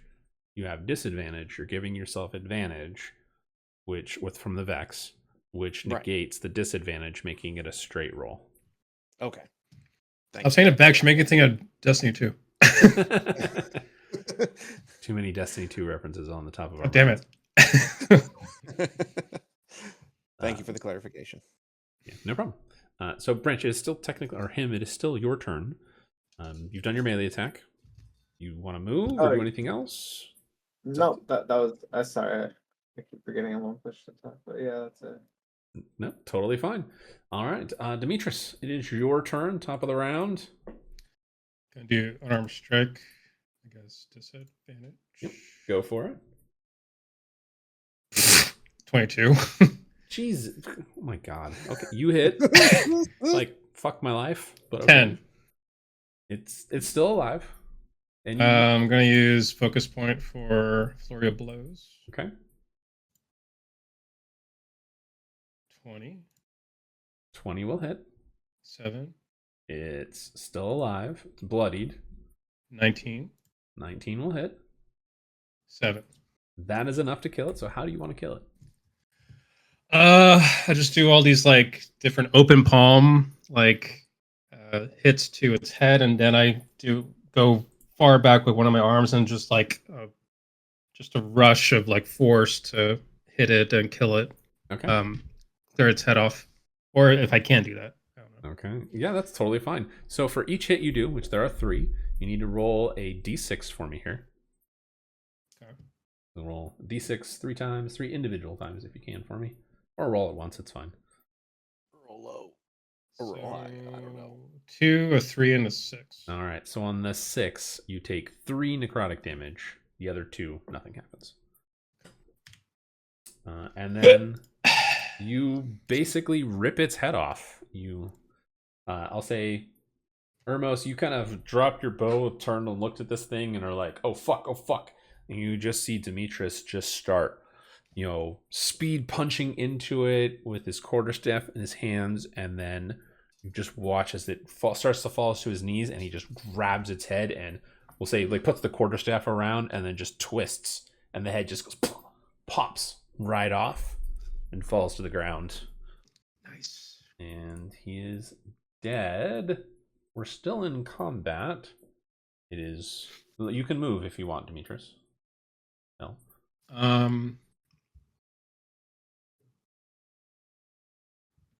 If the crystals are technically enemies, do they get attack of opportunity if I move, or No. They're inanimate objects. okay? I'm just gonna move. Sorry, I'm chewing something. Here. Okay. All right. So then initiative round 20. I need.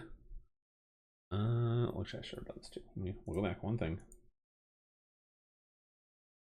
Come on, dice. Roll. And apparently it doesn't want to roll.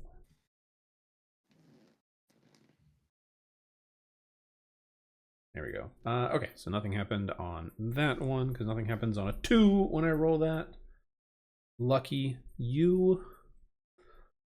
All right, everybody within 5 feet of a crystal, though. I need you all, so the whole him and Ermos, you need to make Constitution saving throws for me here. Oh, nice. All right. I'm gonna eat that one. Him, you take nothing. Ermos, you take 3 points of necrotic damage. And Ermos, it is your turn as the crystals around you pulse.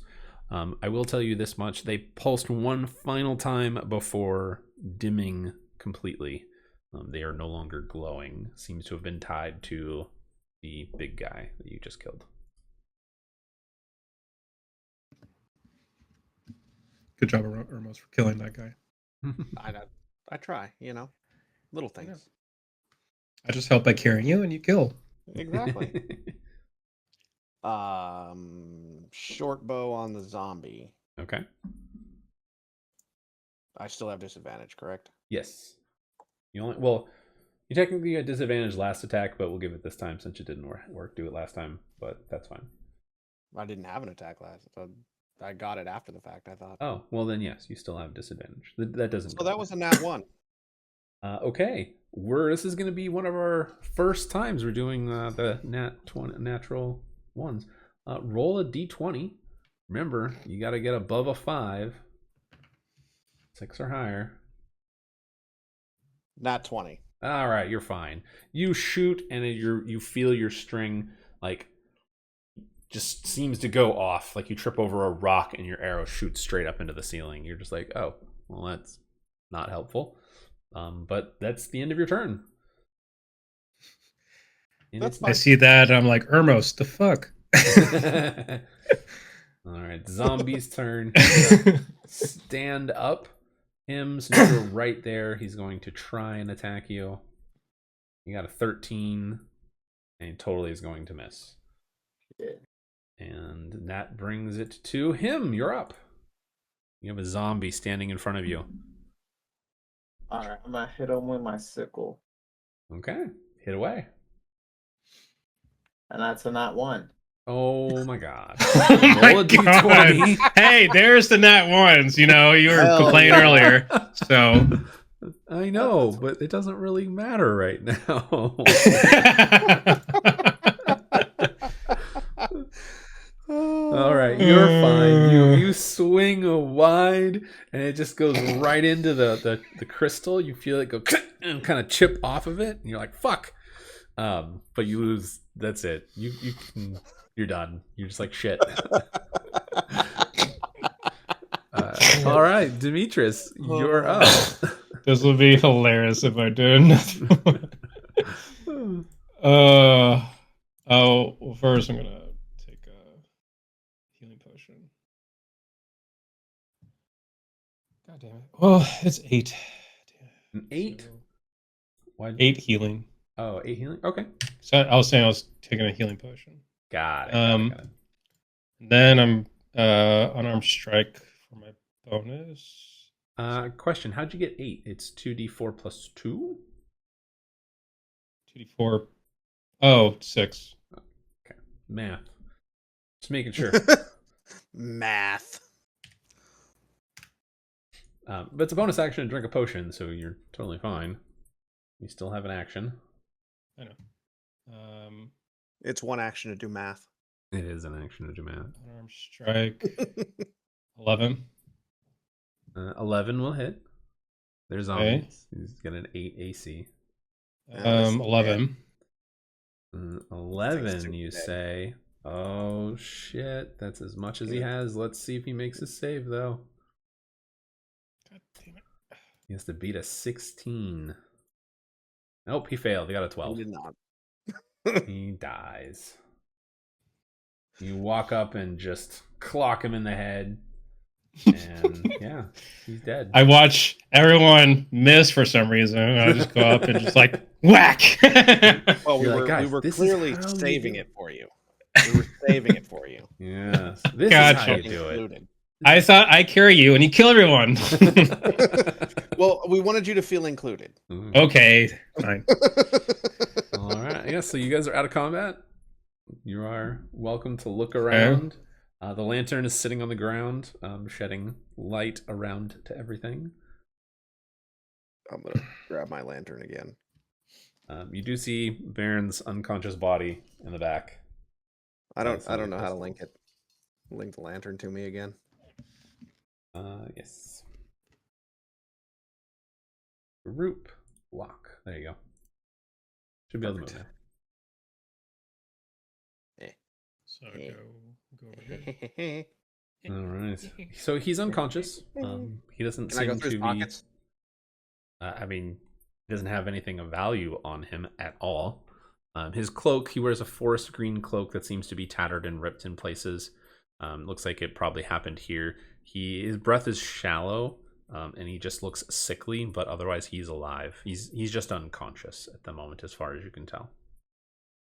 It's okay, guys. I'll carry him. That's hilarious. Okay, I'll carry him and go back, I guess. Okay. So, anything else you guys want to do while you're here? Do we want to explore down the other direction? I was about to say that I kind of want to go down the other path. Okay. You can Yeah. certainly go down the other path. Okay. I don't want to go back through the fungus. The fungus, fungus is dead. didn't like You'll be me. fine. Dude, we killed him. So Cool. Fuck that fungus. I killed them. Hey, details, semantics. So Okay. I'm gonna put Baern off the map, but he is technically with you. You're carrying him. Oh, okay. I'm just not gonna drag him along with you. But fog of war. That's what we need. Eraser. Okay, so you guys go down the tunnel. Secret tunnel. Is it really? Nope. I'm not. Nope. Nope. I'm not going first. Nope. Nope. Thought Thought about it. Nope. Not going. I'll just do a reveal. There you go. Yep. Remove Go all kitty the cat mode. follower. Him will go. All right, who's first in this? Give me a marching order. Him's first. All right, him. I'm last, I guess, since I'm last in line. All right, so let me read what you see. Him as you get towards this edge. So the tunnel narrows before opening to a cramped chamber littered with rubble and collapsed stone. Dead roots hang like skeletal limbs from above, while twisted vines curl across the floor in unnatural patterns. You spot the torn edge of a faded green cloak caught on a splintered stone. It's part of Baern's cloak, and muddy drag marks trail through the dust. A soft creak breaks the silence, followed by two jagged humanoid forms stepping from the shadows on their bodies covered in thorned bark, their eyes glowing. Yeah, you guys will be in combat. Fucked up. Needle blights Fucked up. step out of the shadows and attack. Cool. I mean, that was lower, 16. Ooh, a 16. Still higher than everyone else. I take it back, except for Ermos. 21. Fucking Ermos.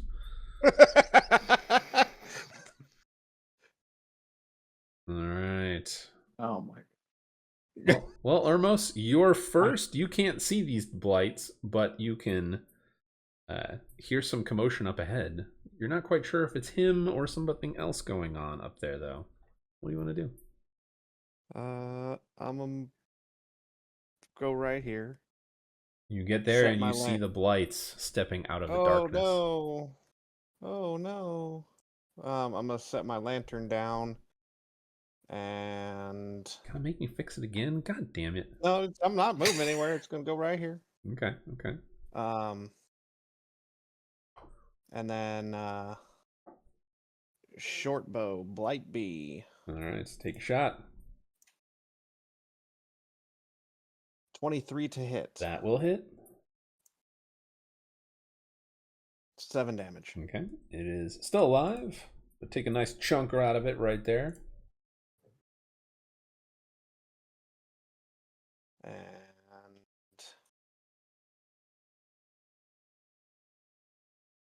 I am going to use a bonus action to hide behind him. Okay. Roll your stealth check. Since I don't care, I'm not carrying though. That's rough. 13. Okay. You feel pretty good. You're like, I feel hidden. Him, save me. All right. Demetrius, you're up. Well, I put down the... What's his name? Burn. Baern. Baern. Burn. Baern. Baern is the word. 1, Bird. 15, 20, 25. Gonna throw a dagger at B. Okay.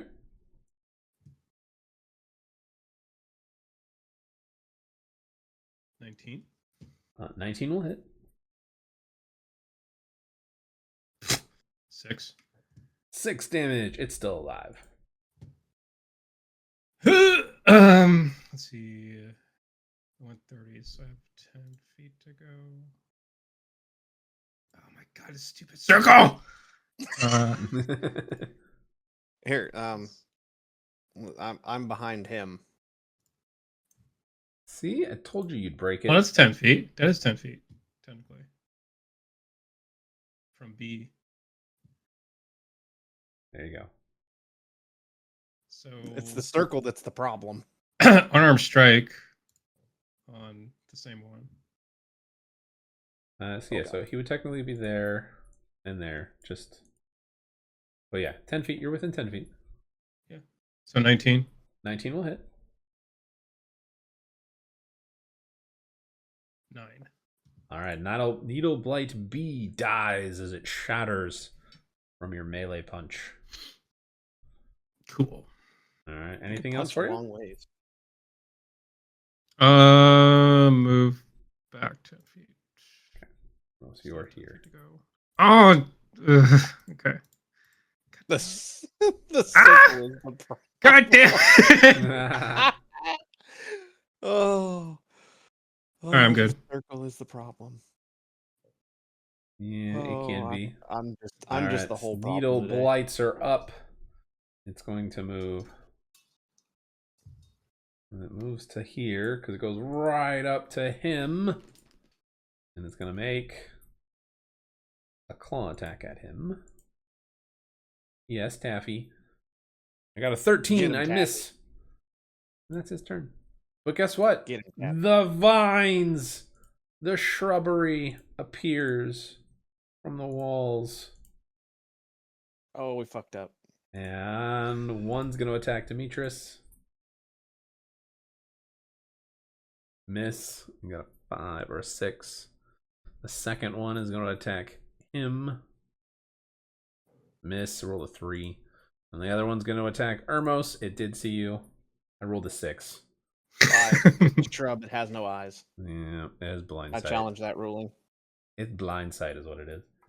But yeah, so it misses. All of them missed. And it is now him's turn as these vines are shooting out of the ceiling and walls trying to grapple you and hit you. It's about time, him. What took you so long? I rolled a 3 on my initiative. I think. I know, I'm just giving you grief. Go ahead. I'm not. I was being.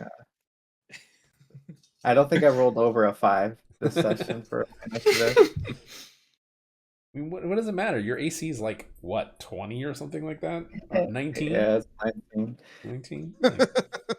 I'm going Yeah, I to. thought mine was high. I'm gonna cast Thunderclap. Okay.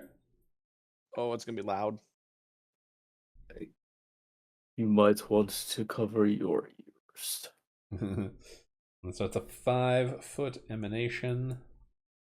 It's a 15 con save. Okay. So that would technically be all of them. So they all get to roll. That's a con. 1 fail. 2 fails.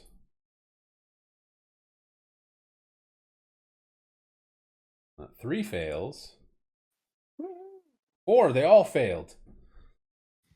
All right, they're taking. I don't have to roll a con save because I'm right on top of him, right? No, you're fine. Okay. So in this case, he's making. Pretty sure it's just says. Oh no! It says each creature, so you do have to make a save. Oh, my bad. I said to cover your ears. 14. That's an 8. Yeah. Okay. So you all fail.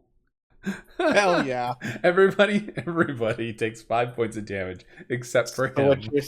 So what you're saying is I just dealt 30 points of damage in one turn.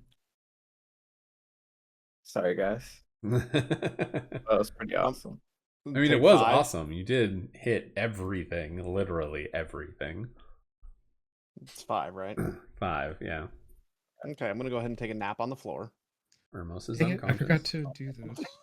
Oh, I'm very sorry. I'm gonna cast Healing Word on him again.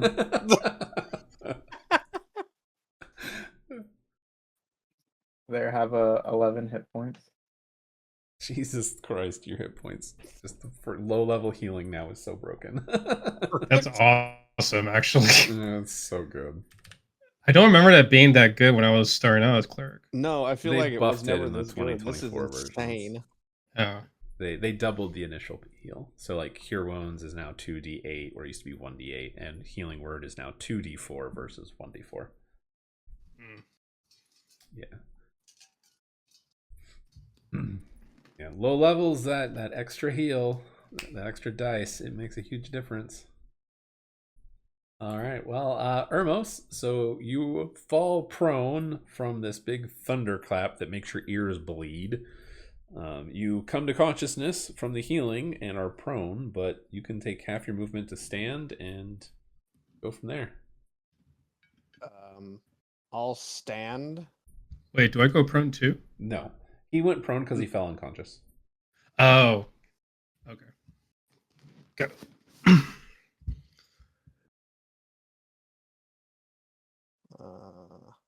Okay, and I will stab with a short sword, blight blight, the only blight left. Yep, the only blight left. And then let's see. It's rough. 14 to hit. 14 will hit the blight. Nice. 7. It's still alive. It's bloody, And but still alive. Sneak attack, since him is within 5 feet of the target. Mm-hmm. Plus another 3. It is at 1 hit point and still alive. Of course it is. Of course. Of Of course. Of course it is. All right. Anything else for you? I'm going to disengage. Okay. That's my bonus action. Do. Get me the fuck out of here. And that'll do. All right. Demetrius, you're up. You just heard this thunderous clash, and then you look down as you see Ermos scurrying past you. Kind of half. Okay, so I'm gonna hit B with my quarterstaff. 17. 17 will hit. 11. And it's dead. They don't have 11 hit points. So I'm going to expend. By the way, I did use Uncanny Metabolism, so I got my focus points back. Okay, totally fine. So I'm going to use a focus point for. I just forgot to use the 1d6, but it's kind of worthless now. Flurry of blows. So I'm going to attack this other one shrub next to me. Okay. 16. 16 will hit. 10. Okay. You said you were doing Shrub C, correct? Yeah. Okay. It is dead. Okay. I have one more. I'm going to attack the needle thingy. Okay. 23. Oh my god, yes, it hits. 9. All right. So you're hitting the... Which are you hitting? The blight or the shrub? The needle. All The needle. right. It had 1 hit point. It's dead. Guy. You literally rip the shrubs out of the ceiling from the walls, rip them out of the ground, and then you run up and over him's shoulder. You just feel this force of wind fly past your face and your head, and you just watch as the needle blight gets hit by this fist, and its head shatters, and then its body just seems to tremble for a moment and then collapses. I just feel like that's cartoony because, like, you see like him's head and there's the fist going past him. Yes, very anime style for sure. Yes. All right. Well, it is the awakened shrub. It is going to crawl forward to him and attack because it's not bright and it doesn't know anything. It's a shrub. It rolled a 19. You get hit. You take 1 point of slashing damage. 1. You get a ouchie. No. It cut you real deep. You have a boo boo. Yeah. All right, There's him. more mental damage. It's your turn. You know, death by 1,000 cuts was a paper cut, okay? I mean, Between your fingers. Yes. All right, in the soft spot between your fingers. Yeah. The worst. It's got 5 Push hit to points, top. him. What do you want to do? Push I'm to top. I'm just gonna attack him with my sickle. I Okay. don't need to thunderclap everyone again. Why not? It's so fun. you just better heal me again. 12 will hit. Yep. It's got a 9 AC. It's 4 damage. Oh, it's got 1 hit point left. Oh, that's okay. I'll use my bonus action for 2 weapon fighting. Ooh, okay. And 10 to hit. 10 will hit. Cool. You're And as long as you're gonna roll one. Let me roll 1 point. Yep. You come down and slash it. You scythe it, since it's a scythe. Or a sickle, I'm sorry. So a sickle, which is really big. Or no, I'm thinking of a scythe. A sickle, so you just like, trimming the wheat, you just slash it up off the ceiling and it comes down and it's dead. You're out of combat. Congratulations, guys. Yay! Yay! All right. What next? Armos, where'd you go? Nowhere. Don't worry about it. Where'd you go? You hear him down the Don't worry tunnel. about it. Don't worry about Supposed to carry you. What the fuck? I got my lantern now. Okay. Okay. Are you guys Alright, good. heading out? Yeah. All right. yes. Yeah. And we will just delete that. You head on out. Yay! You saved Baern. Okay, I carry Baron and Ermos on my back. So. Literally on your back. Yeah. It's that fireman rescue. I got you guys. Don't worry. He's not dead yet. He's not dead. All right. There you go. Back to the cover art. Okay. You guys make it out of our first dungeon. And I'll say you guys make camp, rest for a little bit. You guys can take a short rest. And then you guys head back to town. You guys get to town when it is dark. It is about 11:30 at night when you guys arrive back. Where are you bringing Baern? Are you bringing him to the inn, to someplace else?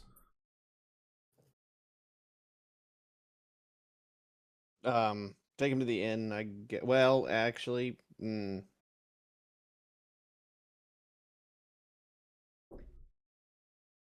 yeah, I guess the inn would be the best place. Okay. You guys bring him Can he back. get treatment there? I don't know. You guys haven't checked him at all to see if he's okay. You can if you want. Ah, we fuck. we should Medicine probably check? do That's a that. good idea. Shit. Somebody We're bad roll a medicine doctors. check. We're bad paramedics.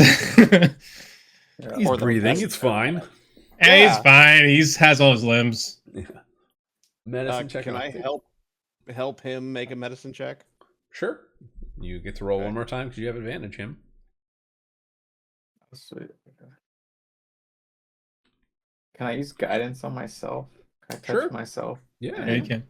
and give myself a plus D4? Okay, cool.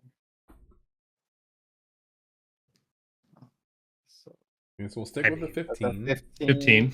plus a 1 and 16. Okay. So he's alive. He's got all his body parts. He's not missing any limbs or fingers or toes or anything like that. This time.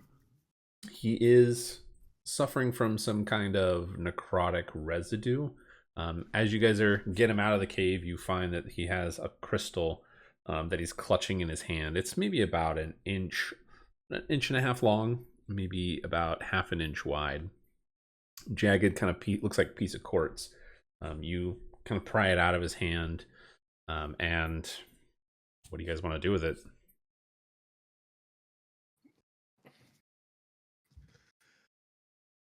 Give it to the cleric, right? To study it. Sure. And it's got a little faint glow to it. Yeah, I guess I'll just stick it in a bag for now. Okay. So we'll say you guys give it to brother Orlin later. Yeah. Yeah. Okay. So as you do that, kind of tuck it away, there is this audible kind of like sigh from him, and his color starts to return slowly. He looked like a pale, sickly, almost purplish color. He is human, and he's unconscious at the moment, but you can tell that after removing the crystal, he is going to be better. It'll probably take him a little bit of time, maybe a day or so, to wake up, but he is going to make a full recovery. Should be no problems. Okay, cool. He'll be fine. You need not to worry, my friends.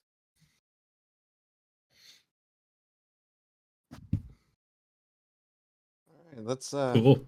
get him back to the inn. Yep. All right, you bring him back to the inn. Nynette is there.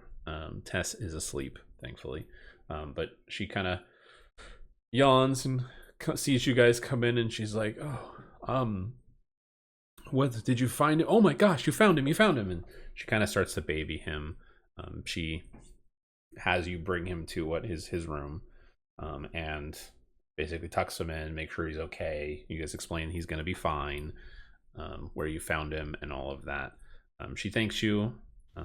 She says she doesn't have anything as a reward to provide, unfortunately. She will comp you guys a room for the day. You guys have been paying, hopefully been paying for rooms. But that is it. If you were going to level for doing 4 sessions, this is your chance to level. Unfortunately, there is no loot, and you cannot go back and get it because it was on the bodies that you didn't search. I asked what you guys wanted to do.